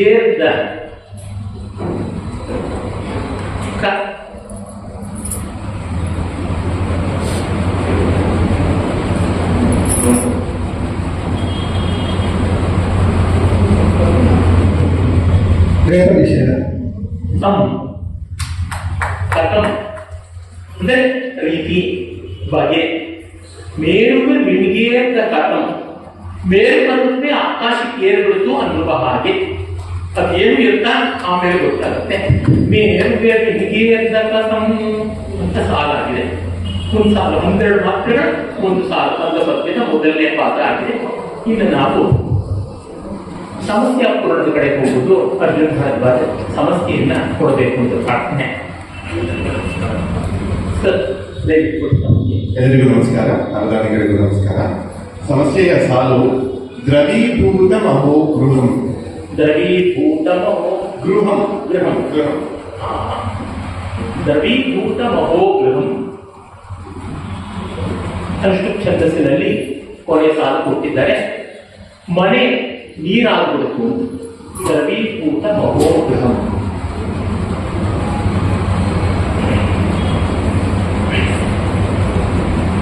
ಈ ಭೂತ ಅಂದ ತಕ್ಷಣ ಭೂತ ಅಂತ ಭೂತ ಬಂದಿದ್ದೆಲ್ಲ ಈ ಸಂಘದ ಪ್ರಾರ್ಥನಾ ಪದ್ಯದಲ್ಲಿ ಭೂತಾರಾಧನೆ ಬಗ್ಗೆ ಇದೆ, ಗೊತ್ತುಂಟು ನಿಮಗೆ? ಪ್ರಭೋ ಶಕ್ತಿಮಂತಿಂದು ರಾಷ್ಟ್ರಾಂಗಭೂತ ಪ್ರಾಣಭೂತದ ಬಗ್ಗೆ ಅದಿದೆ ಭೂತಾರಾಧನೆ. ಖಂಡಿತವಾಗಿ ನಾವೆಲ್ಲ ಪಂಚಭೂತಗಳ ಆರಾಧನೆ ಮಾಡ್ತಾ ಇದ್ದೀವಿ. ಬಹಳ ದೊಡ್ಡದಾದ ಭೂಮಿಯ, ಹಾಗಾಗಿ ಹಿಂದೂ ರಾಷ್ಟ್ರಾಂಗ ಭೂತಕ್ಕೆ ಬೇರೆ ಅರ್ಥ ಇದೆ. ಅಂದ್ರೆ ಪಂಚಭೂತಗಳನ್ನಂತೂ ನಾವು ಆರಾಧನೆ ಮಾಡ್ತಾ ಇದ್ದೀವಿ. ಇದಕ್ಕೇನು ಯೋಚನೆ ಮಾಡ್ಬೇಕಾಗಿಲ್ಲ. ನಿಮ್ಮೊಳಗೂ ಪಂಚಭೂತಗಳಿವೆ, ಹಾಗಾಗಿ ನಿಮ್ಮನ್ನೂ ಆರಾಧನೆ ಮಾಡ್ತಾ ಇದ್ದೀವಿ.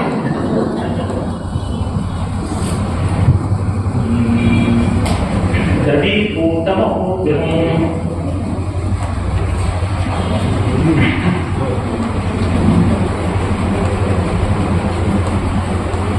ಮೊದಲನೆಯ ಸಾಲಿನ 4ನೇ ಅಕ್ಷರ. ಮೂರನೇ ಸಾಲಿನ ಮೊದಲನೆಯ ಸಾಲಿನ ಮೊದಲನೇ ಸಾಲಿನ 4ನೇ ಅಕ್ಷರ. ಶ ದೀರ್ಘ ಯಾವುದು? ಈ ಮೊದಲನೇ ಸಾಲಿನ ಕೊನೆಯದು ಸ್ಯಾ ಅಂತ ಕೊಟ್ಟರು. ಈಗ ಚಿಕ್ಕ ಹುಡುಗರೆಲ್ಲ ಬಟ್ಟೆ ಹುಡುಗರು ಸಿಸ್ಯಾನಕ್ಕೆ ಸ್ಯಾ ಸ್ಯಾ ಹಾಗೆ ಯಾ ಖ್ಯ ಅಲ್ಪ ಅದು ಹ್ರಸ್ವ. ಅಲ್ಲ, ಹ್ರಸ್ವ. ಖ್ಯ. ನಾಲ್ಕನೇ ಅರ್ಥ ಇರಬೇಕು. ಖಂಡಿತವಾಗಿ ಹೇಳ್ತೀನಿ, ಅರ್ಥ ಇಲ್ಲದೇ ಇದ್ರೂ ಹೇಳ್ತೀನಿ. ಯಾಕೆಂದ್ರೆ ಶಂಕರಾಚಾರ್ಯ ಹೇಳ್ಬಿಟ್ಟಿದ್ದಾರೆ, ಅರ್ಥಮನರ್ಥಂ ಭಾವಯ ನಿತ್ಯಂ. ಅರ್ಥ ಅನ್ನೋ ತರರ್ಥ ಅದ್ರ ಬಗ್ಗೆ ಯೋಚನೆ ಮಾಡಬೇಡಿ ಇಲ್ಲ ಅಂತ. ಹಾಗಾಗಿ ದ್ರವೀಭೂತಮಹೋ ಶ್ವಶುರಶ್ರೀ ಸಮಾಯುಕ್ತಂ. ಶ್ವಶುರಶ್ರೀ ಸಮಾಯುಕ್ತಂ. ಶ್ವಶುರಶ್ರೀ ಸಮಾಯುಕ್ತಂ. ಶ್ವಶುರಶ್ರೀ ಸಮಾಯುಕ್ತಂ. ಮೊದಲನೇ ಸಾಲು ಮಾವನ ಸಂಪತ್ತಿಂದ ಕೂಡಿರುವಂಥದ್ದು. ಮಾವನ ಸಂಪತ್ತಿರುವ ಮನೆ ಕಳೆದೋಗುತ್ತೆ. ಶ್ವಶುರಶ್ರೀ ಸಮಾಯುಕ್ತಂ, ಮಾವನ ಸಂಪತ್ತಿಂದ ಕೂಡಿರುವುದು. ಶ್ವಶುರಶ್ರೀ ಸಮಾಯುಕ್ತಂ. ಈಗ ಕೊಳ್ಳರು ದತ್ತಪದವನ್ನು ಕೊಡಬೇಕು ಅಂತ ಪ್ರಾರ್ಥನೆ. ಎಲ್ಲರಿಗೂ ನಮಸ್ಕಾರ. ದತ್ತಪತಿಯ ವಿಷಯ ಯುವಕರು ಅಥವಾ ಯುವತಿಯರು ಹೇಗಿದ್ದರೆ ಚೆನ್ನ. ಯುವಕರು ಹೇಗಿದ್ದರೆ ಚೆನ್ನ, ಯುವತಿಯರಿಗೂ ಅಪ್ಲೈ ಆಗುತ್ತೆ. ಯುವಕರಿಗೆ ಅಪ್ಲೈ ಆಗಿದ್ದಲ್ಲಿ ಯುವತಿಗೂ ಆಗುತ್ತೆ. ಒಂದೇ ಡ್ರೆಸ್ ಅಲ್ಲ. ಈಗ ಸಮಾನತೆ ಇರೋದ್ರಿಂದ ಅದರಲ್ಲಿ ಅದೇ ಪದ್ಯ ಎರಡಕ್ಕೂ ಆಗುತ್ತೆ. ಸೊ 4 ಪದಗಳು courage, courage, courage, courage, class, class, class, courage, class, empathy, empathy. ಅದು ಮಹಾಪ್ರಾಣ, ಅಲ್ಪಪ್ರಾಣ, ಅಲ್ಪಪ್ರಾಣ, ಅಲ್ಪಪ್ರಾಣ ಸತ್ಯ. Witty, pity, pity, target, pity. Courage, class, empathy, pity. Target. ಛಂದಸ್ಸ ನಿಮಾಯಿಕೆ. ಯುವಕರು ಅಥವಾ ಯುವತಿಯರು ಹೇಗಿರಬೇಕು ಅಂತ ಅಬ್ಜೆಕ್ಷನ್ ಮಾಡ್ತೇನೆ. ಏನಪ್ಪ? ಯುವಕರು ಯುವತಿಯರ ಬಗ್ಗೆ ಮಾತ್ರ ಹೇಳಿದ್ರು, ವಾಡಬಾರ್ದೇನೆ. ಎಲ್ಲರನ್ನೂ ಸೇರಿಸ್ಕೊಳ್ಳೋಣ ಬಿಡಿ. ಎಲ್ರಿಗೂ ಬೇಕು. ಇದು ಬೇಡ, ಕ್ಲಾಸ್ ಯಾರಕ್ಕೆ ಬೇಡ, ಮತ್ತೆ ಎಂಪತಿ ಯಾರಕ್ಕೆ ಬೇಡ. ಎಂಪತಿ ಇದ್ದಿದ್ದಂತಾನೆ ಎಲ್ಲರಿಗೂ ಸೇರಿಸ್ಕೊಂಡಿದ್ದಾನೆ. ಇದಕ್ಕೊಂದು ಚಪ್ಪಾಳೆ. ಇದು ನೋಡಿ ಅನ್ಯಾಯ ಎಂತಾದಿದ್ದು. ಇನ್ನ ಕೊನೆಯಲ್ಲಿ ಬಿಟ್ಟಿ. 3ನೇ ಸಾಲಿನ 6ನೇ. 3ನೇ ಸಾಲಿನ 6ನೇ. ಅಂತ ನಾನು ಆ ಮನೆಯಲ್ಲಿ ಕೋಪ ಪುರದಲ್ಲಿ ಕೂತಿದ್ದೇನೆ ಮತ್ತೆ. ಯಾಕಂದ್ರೆ ನನಗೆ ಪದ್ಯ ರಚನೆ ಇಲ್ಲ ಅಂತ ಹೇಳ್ಬಿಟ್ರಿ, ಅದಕ್ಕೆ ಒಂದೇ ಒಂದು ಸಾಲಿನ ಸಮಸ್ಯೆ ಕೊಡ್ತೀನಿ. ಸೋಮಗೆ ಪದ್ಮಭೂಷಣ, ಚಂಪಕ ಸೋಮಗೆ ಪದ್ಮ ಸೋಮಗೆ ಪದ್ಮಭೂಷಣಮದೆಂತುಟು ಸೋಮಗೆ ಪದ್ಮಭೂಷಣಮದೆಂತುಟು ತನ್ನಯ ತನ್ನಯ ತನ್ನಯ ಪಾಣಿಯಿಂದಲೇ ತನ್ನಯ ಪಾಣಿಯಿಂದಲೇ ಭೀಮತೆಯಿಂದ ಪದ್ಮನಿಕರಂ ಭೀಮತೆಯಿಂದ ಪದ್ಮನಿಕರಂ ಭೀಮತೆಯಿಂದ ಪದ್ಮನಿಕರಂ ಕೃಷಮಾಗುತೆ ಸಾಯುವುದಲ್ಲವೇ ಕೃಷಮಾಗುತೆ ಸಾಯುವುದಲ್ಲವೇ ಕೃಷಮಾಗುತೆ ಸಾಯುವುದಲ್ಲವೇ ತೋಮಿಸೆ ಲೋಕ ಪೂಜ್ಯತೆ ಭವತ್ಪದಕಂ ತೋಮಿಸೆ ಲೋಕ ಪೂಜ್ಯತೆ ಭವತ್ಪದಕಂ ಭವತ್ಪದಕಂ ತೋಮಿಸೆ ಲೋಕ ಪೂಜ್ಯತೆ ಭವತ್ಪದಕಂ ಮುದಕಂ ಭವತ್ಪದಕಂ ಮುದಕಂ ಪದಕ ಅಂದ್ರೆ ಪೆಡ್ಡೆ ಬೇಕಾಗಿ ಭವತ್ಪದಕಂ ಮುದಕಂ ಭವತ್ತೋಮಿಸೆ ಲೋಕ ಪೂಜ್ಯತೆ ಭವತ್ಪದಕಂ ಮುದಕಂ ಮುದಕಂ ನಿವೇದಿ ತೋಮಿಸೆ ಲೋಕ ಪೂಜ್ಯತೆ ಭವತ್ಪದಕಂ ಮುದಕಂ ಭವತ್ಪದಕಂ ಮುದಕಂ ನಿವೇದಿಸಲ್ಕೆ ನಿಸ್ಸೀಮತೆ ಹಿಂದೆ ಕೈರವಿಣಿ ನಿಸ್ಸೀಮತೆ ಹಿಂದೆ ಕೈರವಿಣಿ ಭೂಷಣಮೈ ನಿಸ್ಸೀಮತೆ ಹಿಂದೆ ಕೈರವಿಣಿ ಭೂಷಣಮೈ ನವಶಿಲ್ಪ ಕಲ್ಪಕಂ. ಸೋಮ ಚಂದ್ರನಿಗೆ ಪದ್ಮವನ್ನ ಕೊಟ್ರೆ ಪದ್ಮದ ಬಾಳೆ ಏನಾಗಬೇಕು, ಅದು ಹೋಗ್ಬಿಡುತ್ತೆ, ಮುರುಟ್ಕೊಂಡು ಹೋಗ್ಬಿಡುತ್ತೆ, ಬಾಳೆ ಹೋಗ್ಬಿಡುತ್ತೆ. ಅದಕ್ಕೋಸ್ಕರ ಇವರಿಗೆ ಕೈರವನ್ನ ಕೂದಲನ್ನ ಕೊಡಬೇಕು. ಅದನ್ನು ಕೊಟ್ರೆ ಚಂದ್ರ ಆಳಿಸ್ಕೊಂಡಿರ್ತಾನೆ. ಹಾಗಾಗಿ ಇವರಿಗೆ ಪದ್ಮಭೂಷಣ, ಪದ್ಮಶ್ರೀ, ಪದ್ಮಭೂಷಣ ಎಂದೂ ಕೊಡೋಕ್ಕಾಗಲ್ಲ. ಅಂದ್ರೆ ಭಾರತ ರತ್ನ ಬರಬೇಕು. ಇಲ್ಲ ಕುಮುದಶ್ರೀ, ಕುಮುದಭೂಷಣ, ಕುಮುದ ವಿಭೂಷಣ ಬರಬೇಕು. ಪದ ಬಂದಿದೆ, ಶ್ಲೋಕ ಬಂದಿದೆ. ಬೇರೆ ಯಾವುದಾದ್ರೂ ಛಂದಸ್ಸು ವೃಶ್ಚಿಕ ಪೂರ್ಣ ಒಂದೇ ಸಾಲು. ರಾಗನ ಬಣ್ಣಿಸಲ್ಕೆ ಪದ ಮಾರುದು ಸೋಮಗೆ ಪದ್ಮಭೂಷಣ. ರಾಗಣೇಶ್ವರನ್ನ ವರ್ಣಿಸ್ಬೇಕು ಅಂತ ಹುಡುಕಿದಾಗ ನನಗೆ ಸಿಕ್ಕಂತ ಪದ, ಸೋಮನಿಗೆ ಸಿಕ್ಕಂತ ಪದ ಪದ್ಮಭೂಷಣ.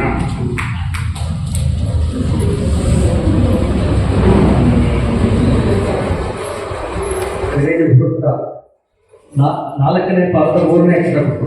ನಾಲ್ಕನೇ ಪಾದ ಮೂರನೇ ಅಕ್ಷರ. ನೀವು ಆಮೇಲೆ ಅರ್ಥ ಮಾಡೋದಿದ್ರೆ ನಾವು ಕೊಟ್ಟಿದ್ದೀವಿ ಸದ್ಯಕ್ಕೆ. ಇಲ್ಲ ನಾನೇ ಕೊಡ್ಬೇಕಾದದ್ದು. ನಾಲ್ಕನೇ ಸಾಲಿನ ಮೂರನೇ ಅಕ್ಷರ. ನಾನು ಅವಧಾನಿ ಆಗಬಾರ್ದಿತ್ತು ಅಂತ ಯಾವಾಗ ಅನಿಸಿದ್ಯಾ? ಅಂದ್ರೆ ಇವಾಗ ಖಂಡಿತವಾಗಿಲ್ಲ. ನಿಮ್ಮಂತ ಪುಸ್ತಕಿದ್ರೆ ಇನ್ನೂ ಹೆಚ್ಚಾಗಿ ಅವಧಾನ ಮಾಡೋಣ ಅಂತ ಅನಿಸ್ತಾ ಇದೆ. ಸತ್ಯವಾದ ಪುಸ್ತಕ ಮಾಡ್ತಾರೆ.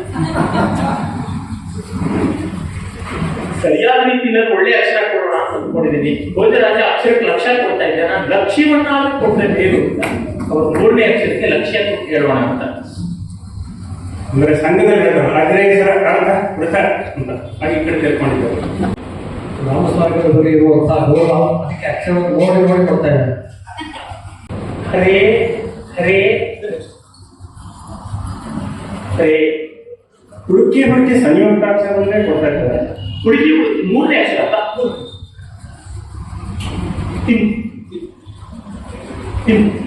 ಅದು ಮುಂದಿನ ಅಕ್ಷರ ನಾಲ್ಕನೇ ಅಕ್ಷರಕ್ಕೆ. ಈಗ ಕರೇಜಿಗೆ ಬರೋಣ. ನನಗೆ ಕರೇಜ್ ಕೊಡಿ ಸ್ವಲ್ಪ. ಇನ್ನು ಕರೇಜ್ ಇದೆ ಬಿಡಿ, ನೀವು ಅವಧಾನದಲ್ಲಿ ಬರೋದ.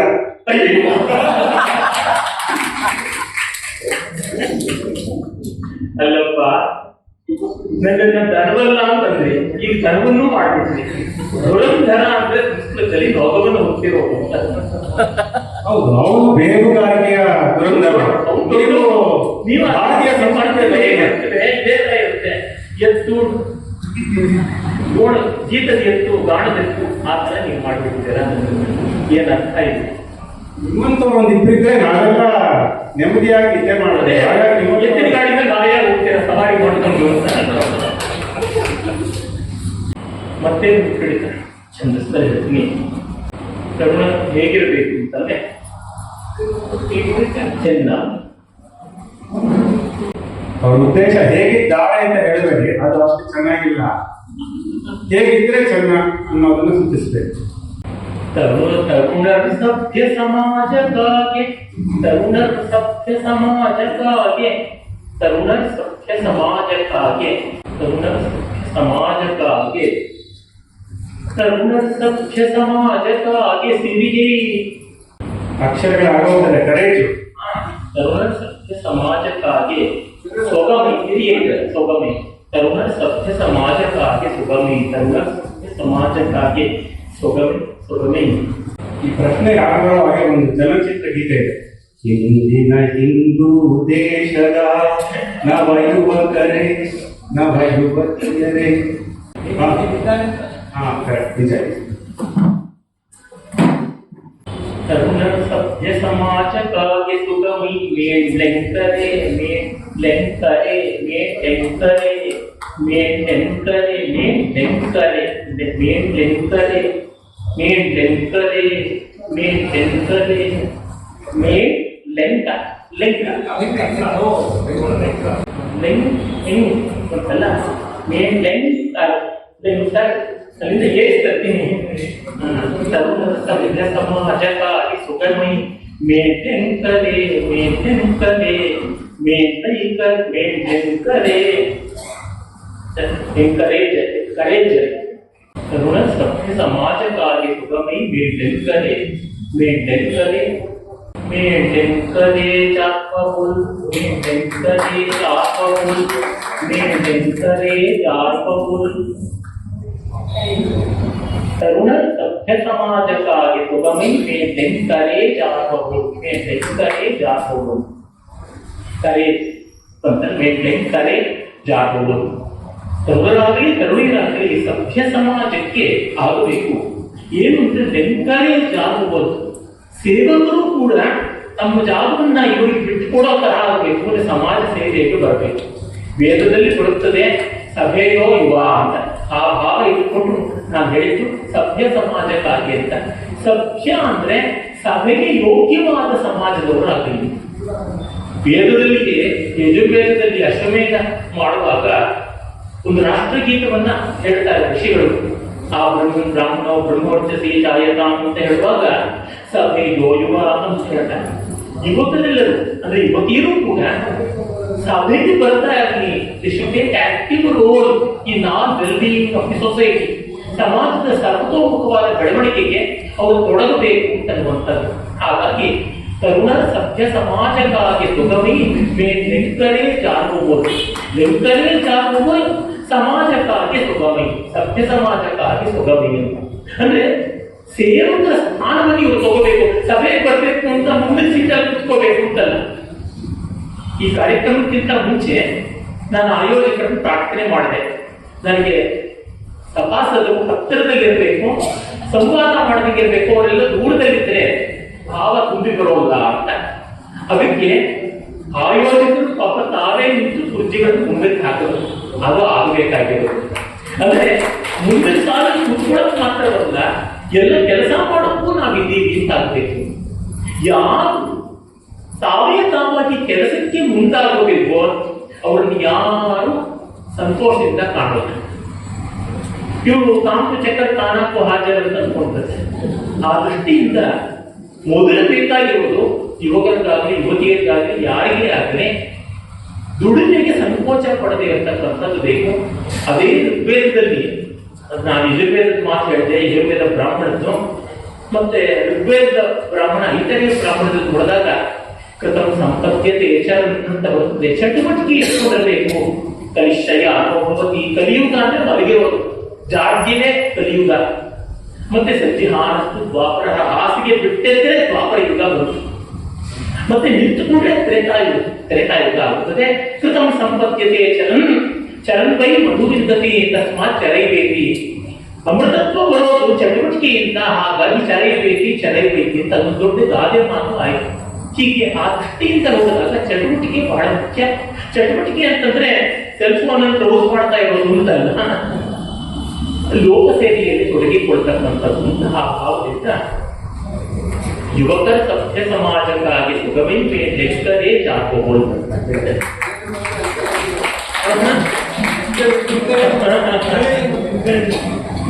ಇನ್ನ ಗೇಯ ರಚನೆ ಕಡೆಗೆ ನಾವು ಹೋಗೋಣ. ಅವಧಾನಿಗಳಿಗೆ ನಮಸ್ಕಾರ, ಸಭೆಗೆ ನಮಸ್ಕಾರ. ಇವತ್ತಿನ ವಿಭಾಗದಲ್ಲಿ ನನಗೊಂದು ನರಸಿಂಹನ ಸ್ತುತಿ ಮಾಡಿಕೊಡ್ತೀರಾ? 4 ದಿವಸದ ಹಿಂದೆ ನರಸಿಂಹ ಜಯಂತಿ ಆಯಿತು. ವಾಗ್ಗೇಯಕಾರರ ರಚನೆಗಳನ್ನ ನಾವು ನೋಡಿದ್ರೆ ಹೆಚ್ಚಾಗಿ ನರಸಿಂಹನ ಸ್ತುತಿ ಸ್ವಲ್ಪ ಕಡಿಮೆ, ಬೆರಳಿಕೆಯಷ್ಟು ಅಥವಾ ಒಂದು 20ರಿಂದ ಕಡಿಮೆ. ರಾಮರದು ಕೃಷ್ಣರದು ಸಿಕ್ಕುವಷ್ಟು ಸಿಕ್ಕೋಲ್ಲ. ಹಾಗೆ ಸನ್ಯಾಸಿ ರಾಗ ಅಷ್ಟೊಂದು ಹೆಚ್ಚಾಗಿ ಕೃತಿಗಳು ಆರಾಧನೆ ಇಲ್ಲ ಅಂತ ಸನ್ಯಾಸಿ ರಾಗದಲ್ಲಿ ನಮಗೊಂದು ಸೊಗಸಾದ ನರಸಿಂಹನ ಸ್ತುತಿ ಹಾಡು. ನರಸಿಂಹನ ಅರ್ಜಿನ ನನ್ನ ಅರ್ಜಿನ ಇಲ್ಲ ನಿಮ್ಗಾಗತ್ತೆ, ನಾನು ಎನ್ಕರೇಜ್ ಮಾಡ್ತಿದ್ದೀನಿ. ಪರಮಿತ್ರ ಅವರು ಯಾಕೋ ನಿಮ್ದೊಂದು ಚೆನ್ನಾಗಿರೋ ಫೋಟೋ ಕಳಿಸ್ಕೊಡಿದ್ರೆ ಫೋಟೋ ಕಳಿಸ್ಕೊಡ್ತೀನಿ, ಚೆನ್ನಾಗಿರೋ ಕೇಳ್ಕೊಂಡ್ರೆ ರಾಜ್ಕುಮಾರ್ ಕಳಿಸ್ಕೊಡ್ತೀನಿ. ನನಗೆ ಸಂಸ್ಕೃತದಲ್ಲಿ ಮಾಡಿಕೊಡ್ತೀರಾ ಅಥವಾ ನಿಮ್ಮ ಆಯ್ಕೆ? ಸಂಸ್ಕೃತದಲ್ಲೇ ಮಾಡೋಣ. ತಾಳ ಯಾವ್ದಿರಬೇಕು? ಚತುರಶ್ರದಲ್ಲೇ ಗೊತ್ತಾಗ್ಬಿಡುತ್ತೆ.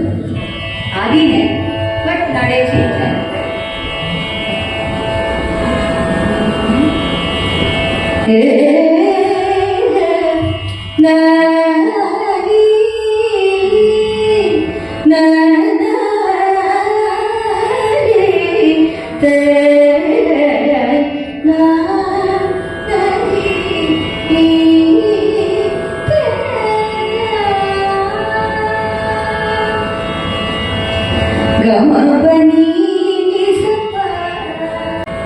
ಇಡೀ ಪಲ್ಲವಿಯ ಅಷ್ಟು ಕ್ವಶನ್ ಹೇಳಿ.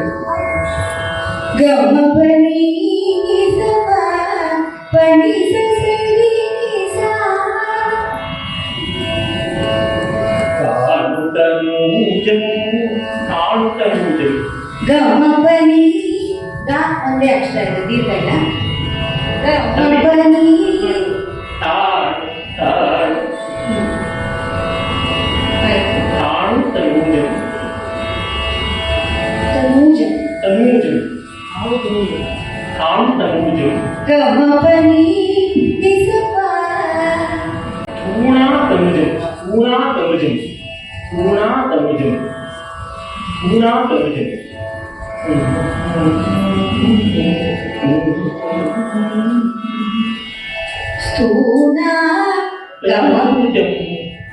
ಗಮಪನಿ ಸ್ಥೂನಾ ತನುಜಂ ಪನಿ ಸಸರಿ ನಿಸಾ ತಾಣುವಿರಾಜಂ ಪೂನಾ ತನುಜಂ. ನರಸಿಂಹ ಅಲ್ವಾ, ನಿಮಗೆ ಪುರುಷಾಕ್ಷರಗಳನ್ನು ಪ್ರಯೋಗ ಮಾಡ್ತಾ ಇದ್ದೀನಿ. ಪೂನಾ ತನುಜಂ ಸ್ಥಾಣುವಿರಾಜಂ. ಸ್ಥೂನಾ ತನುಜಂ ಸ್ಥಾಣುವಿರಾಜಂ ಸಗರಿ ಸನಿದಪ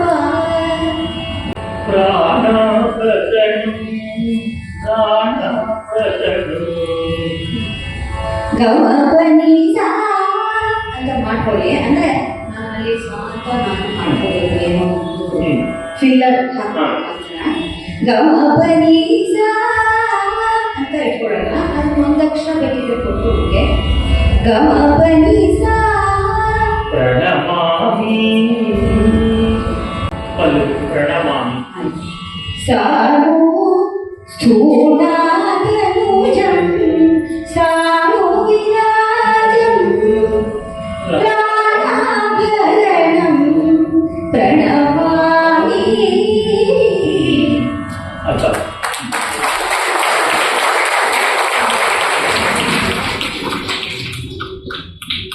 ಇದರ ತಾತ್ಪರ್ಯ ಏನಿದೆ? ಸ್ಥೂಣ ತನುಜಂ ಅಂದ್ರೆ, ಸ್ಥೂಣ ಅಂದ್ರೆ ಕಂಬ, ಸ್ತಂಭ, ಸ್ತಂಭದ ಮಗ ನರಸಿಂಹ ಅಂತ. ಸ್ಥಾಣು ಅಂದ್ರೆ ಶಿವ, ಸ್ಥಾಣು ವಿರಾಜಂ ಅಂದ್ರೆ ಶಿವನಿಂದ ಶೋಭಿಸತಕ್ಕಂಥವನು. ನಾವು ಹೇಳಿ ಶಿವ ಬೇರೆ ಅಲ್ಲ, ಕೇಶವ ಬೇರೆ ಅಲ್ಲ, ಹರ ಬೇರೆ ಅಲ್ಲ, ಹರಿ ಬೇರೆ ಅಲ್ಲ, ಪರಮಾತ್ಮ ಮುಂದೆ ಅಂತ ಭಾವಿಸಿಕೊಂಡಂಥವ್ರು. ಹಾಗಾಗಿ ಅವನು ಕಂಬದ ಮಗನಾಗಿ ಹುಟ್ಟಿದ, ಕಂಬದಿಂದ ಹುಟ್ಟಿದ ಪರಮಾತ್ಮ ನರಸಿಂಹ. ಜೊತೆಗೆ ಅವನು ಶಿವನಿಂದ ಸದಾ ಕೂಡಿರ್ತಕ್ಕಂಥವನು, ಶಿವನಿಗೆ ಆತ್ಮೀಯನಾದವನು ಮತ್ತು ಪ್ರಾಣಾಭರಣ, ನಮ್ಮ ಪ್ರಾಣಕ್ಕೆ ತುಂಬಾ ಬೇಕಾದವನು, ಜೀವರಾಶಿಗೆ ಬೇಕಾದವನು, ನರಸಿಂಹಸ್ವಾಮಿ ಅದು ಯಾಕೆ ಅಂತ ಮುಂದೆ ಗೊತ್ತಾಗುತ್ತೆ. ಪ್ರಣಮಾಮಿ ಅಂತ, ಪ್ರಾಣಾಭರಣಂ ಪ್ರಣಮಾಮಿ ಅಂತ, ನಮಸ್ಕಾರ ಮಾಡ್ತೀನಿ ಅಂತ ಅಲ್ಲಿಗೆ ಆಗಿರ್ಬೋದು. ಇನ್ನು ಮುಂದಿನ ಆವತ್ತಿನಲ್ಲಿ ಅನುಭವಕ್ಕೆ ಹೋಗ್ಬೋದು. ಈಗ ಆಶುಭವಿದ್ಯೆ ಕಡೆ ನಾವು ಹೋಗೋಣ. ಶ್ರೀಧರ್ಗಳು ಕೇಳ್ತೀವಿ. ಎಲ್ಲರಿಗೆ ನಮಸ್ಕಾರ. ಎಲ್ಲರಿಗೆ ನಮಸ್ಕಾರ. ಆಶುಕವಿತ್ವದ ಮೊದಲನೆಯ ವಸ್ತು ಒಡೆದ ಮಡಕೆ. ಒಡೆದ ಮಡಕೆ. ಹೊಡೆದ ಮಡಕೆ. ನಾನು ಮತ್ತೆ ಮೊದಲು ಮಾಡಿದ್ದೀನಿ. ಬೇರೆ ಬಂದಿದೆ. ಮೂರನೇ ಪಾದದ ಮೊದಲನೇ ಮೂರನೇ ಪಾದ ಮೊದಲನೇ ಅಕ್ಷರ. ಮೊದಲನೇ ರಾ. ನೀವು ಕಣ್ಣ ಮುಚ್ಚಾರ ಚಿಕ್ಕ ವಯಸ್ಸಲ್ಲಿ ತೂತು ಮಡಿಕೆ ಅಣ್ಣ ಮುಚ್ಚಾರ ಆಟದಲ್ಲಿ ಚಿತ್ತ ಆದ್ರೆ ತೂತು ಮಡಿಕೆ ಅಂತಾರೆ. ಗೊತ್ತಿಲ್ಲ ನನಗೆ. ಆಟ ಆಡಿದ್ದೀನಿ. ತೂತ್ ಮಡಿಕೆ ನಮ್ಮ ಆಟಗಳಲ್ಲಿ ಇರಲಿಲ್ಲ. ಒಡೆದ ಮಡಿಕೆ ಅಂದಾಗ ಒಡೆಯ ಮಡಕೆ ಮೌಲ್ಯಂ ಒಡೆಯ ಮಡಕೆ ಮೌಲ್ಯಂ ಒಡೆಯ ಮಡಕೆ ಮೌಲ್ಯಂ ಓದುದೆಂಬರ್ ಜನಕ್ಕಳ್ ಒಡೆಯ ಮಡಕೆ ಮೌಲ್ಯಂ ಓದುದೆಂಬರ್ ಜನಕ್ಕಳ್ ಒಡೆಯ ಮಡಕೆ ಮೌಲ್ಯಂ ಓದುದೆಂಬರ್ ಜನಕ್ಕಳ್ ಓದುದೆಂಬರ್ ಜನಕ್ಕಳ್ ಓದುದೆಂಬರ್ ಜನಕ್ಕಳ್ ಓದುದೆಂಬರ್ ಜನಕ್ಕಳ್ ಬಿಡದೆ ಸೆಳೆಯೆ ಬಿಡದೆ ಸೆಳೆಯೆ ರಾಧಾ ಬಿಡದೆ ಸೆಳೆಯೆ ರಾಧಾ ಪಾಣಿಯಂ ಬಿಡದೆ ಸೆಳೆಯೆ ರಾಧಾ ಪಾಣಿಯಂ ಕೃಷ್ಣನಾಗಳ್ ಪಾಣಿಯಂ ಕೃಷ್ಣನಾಗಳ್ ಬಿಡದೆ ಸೆಳೆಯೆ ರಾಧಾ ಪಾಣಿಯಂ ಕೃಷ್ಣನಾಗಳ್ ಕೃಷ್ಣನಾಗಳ್ ಕೃಷ್ಣನಾಗಳ್ ಬಿಡದೆ ಸೆಳೆಯ ರಾಧಾ ಪಾಣಿಯಂ ಕೃಷ್ಣನಾಗಳ್ ಕೃಷ್ಣನಾಗಳ್ ಕೃಷ್ಣನಾಗಳ್ ಕೃಷ್ಣ ಕೃಷ್ಣನಾಗಳ್ ಕೃಷ್ಣನಾಗಳ್ ಕೃಷ್ಣನಾಗಳ್ ಕೊಡವಿಗೆರೆಗೆ ಕೊಡವಿಗೆರೆಗೆ ಕೊಡವಿಗೆರೆಗೆ ಕೊಡವಿಗೆರೆಗೆ ಕೊಡವಿಗೆರೆಗೆ ಬೀಳ್ದುಂ ಕೊಡವಿಗೆರೆಗೆ ಬೀಳ್ದುಂದಾಲು ಖಂಡಂ. ಆಲು ಖಂಡಂ ಅಂದ್ರೆ ಕಲಶದ ಮಡಿಕೆಯ ತುಂಡು ಅಂತ. ಆಲುಕಂಡಂ ಆಲುಕಂಡಂ ಆಲುಕಂಡಂ ಗಡಿಗಳ್ ಆಲುಕಂಡಂ ಗಡಿಗಳ್ ಆಲುಕಂಡಂ ಗಡಿಗಳ್ ಗಡಿಗಳ್ ತೊಡೆಗೆಲಗೆ ಆಲುಕಂಡಂ ಗಡಿಗಳ್ ಗಡಿಗಳ್ ಗಡಿಗಳ್ ತೊಡಗಲಗೆಗೆ ತೊಡಗಲಗೆಗೆ ತೊಡಗಲಗೆಗೆ ದಕ್ಕಲ್ ತೊಡಗಲಗೆಗೆ ದಕ್ಕಲ್ ತೊಡಗಲಗೆಗೆ ದಕ್ಕಲ್ ಅಂದ್ರೆ ಅಗಿಯ ತೊಡಗ ದಕ್ಕಲ್ ತೊಡಗ ನಡಿಗೆ ಅಗಿಯ ದಕ್ಕಲ್ ತೊಡಗ ನಡಿಗೆ ಅಗಿಯ ದಕ್ಕಲ್ ತೊಡಗ ನಡಿಗೆ ಅಗಿಯ ದಕ್ಕಲ್ ತೊಡಗ ಅಗಿಯ ದಕ್ಕಲ್ ಅಗಿಯ ದಕ್ಕಲ್ ಮೋಕ್ಷಮೇ ಮೋಕ್ಷಮೇ ಮೌಲ್ಯವಂತೆ ಮೋಕ್ಷಮೇ ಮೌಲ್ಯವಂತೆ. ತಾತ್ಪರ್ಯ ಇಷ್ಟೇ. ಮಡಿಕೆ ತುಂಡು ಮಡಿಕೆ ಒಡೆದೋಗ್ಬಿಟ್ರೆ ಏನು ಬೆಲೆ ಇಲ್ಲ. ಇವತ್ತು ಅದಕ್ಕೇನು 3 ಕಾಸಿನ ಬೆಲೆ ಇಲ್ಲ ಮಡಿಕೆ ತುಂಡಾದ್ರೆ ಇಲ್ಲ. ಆದ್ರೆ ಎಂದೋ 5000 ವರ್ಷಗಳಕ್ಕೂ ಹಿಂದೆ ರಾಧೆಯ ತಲೆಯ ಮೇಲಿದ್ದ ಹಾಲಿನ ಗಡಿಗೆಯನ್ನು ಮೊಸರಿನ ಗಡಿಗೆಯನ್ನು ನೋಡಿ ಕೃಷ್ಣ ತರಗಬೇಕು ಅಂತ ಅವಳ ಕೈಯಲ್ಲಿ ಎಳೆದಾಗ ಅದು ಸರ್ವನೆ ಕೆಳಕ್ಕೆ ಜಾರಿ ಒಡೆದಾಗ ಬಿದ್ದ ಮಡಿಕೆಯ ತುಂಡು ಇವತ್ತು ಉತ್ಖನನದಲ್ಲಿ ಎಕ್ಸ್ಕವೇಷನ್ ನಲ್ಲಿ ಅಗದಾಗ ಸಿಕ್ಕಿದ್ರೆ ಅದಕ್ಕೆ ಮೋಕ್ಷವನ್ನೇ ಸರಿಯಾಗಿ ಇದು ರಾಧೆ ಗಡಿಗೆ ಆಗಿತ್ತು. ರಾಧೆ ಗಡಿಗೆ ಚೂರು ಅಂತ ಬಿಟ್ರೆ ಎಂತ ಥ್ರಿಲ್ ಆಗ್ಬಿಡುತ್ತೆ. ಅದಕ್ಕೆ ಯಾವ ಬೆಲೆ ಮೋಕ್ಷವನ್ನೇ ಬೆಲೆ ಹಾಕೊಳ್ಬಹುದು.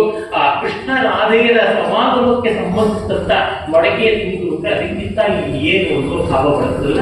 ಅಂದ್ರೆ ವಸ್ತುವಿಗಿಂತ ಅದರ ಹಿಂದಿರುವ ಭಾವ ಮುಖ್ಯ.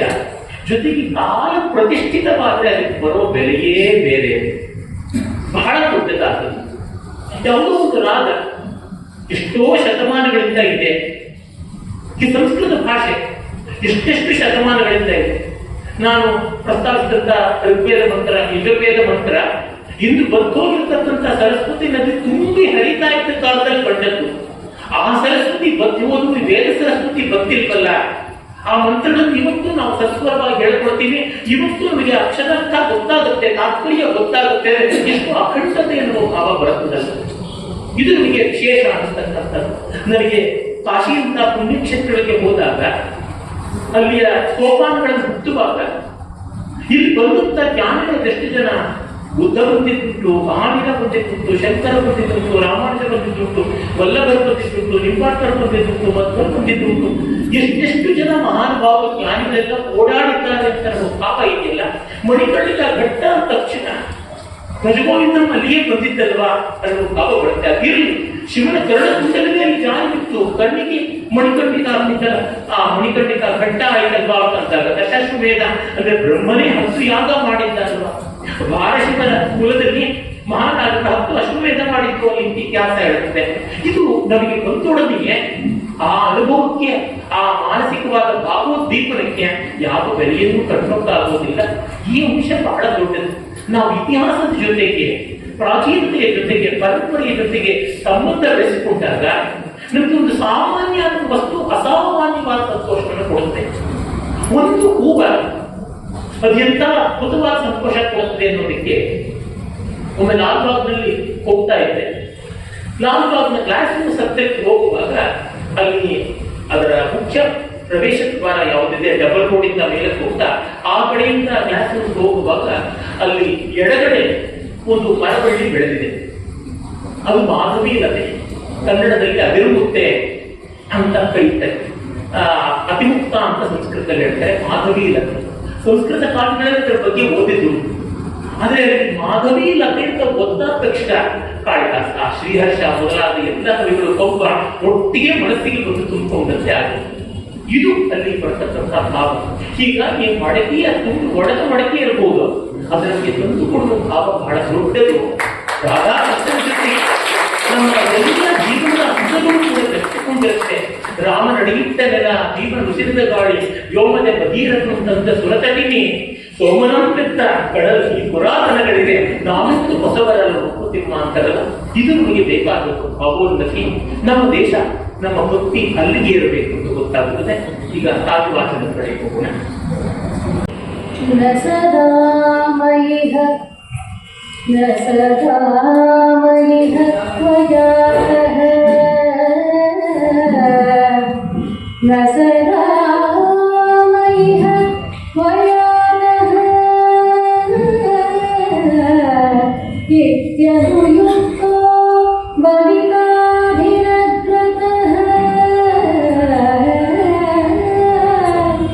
ನಿಜ ಹಸ್ತಪುಟಾನೋ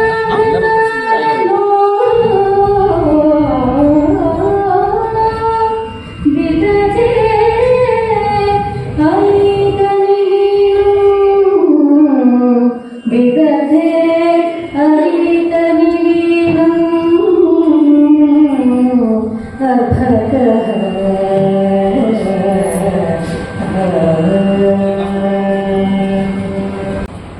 ಕವಿಲೋಕಗತೋ ಕುಮಾರ ಕವಿಲೋಕಗತ ಕುಮಾರದಾಸಕ ಕವಿಲೋಕಗತ ಕುಮಾರದಾಸ ಪ್ರತತೆ ಪ್ರತತೆ ಕವಿಲೋಕಗತ ಕುಮಾರದಾಸ ಪ್ರತತೆ ರಾಮಕಥಾನ್ವಯೇ ಪ್ರಶಸ್ತಿ ಪ್ರತತೆ ರಾಮಕಥಾನ್ವಯೇ ಪ್ರಶಸ್ತ್ಯ ಪ್ರತತೆ ರಾಮಕಥಾನ್ವಯೇ ಪ್ರಶಸ್ತ್ಯ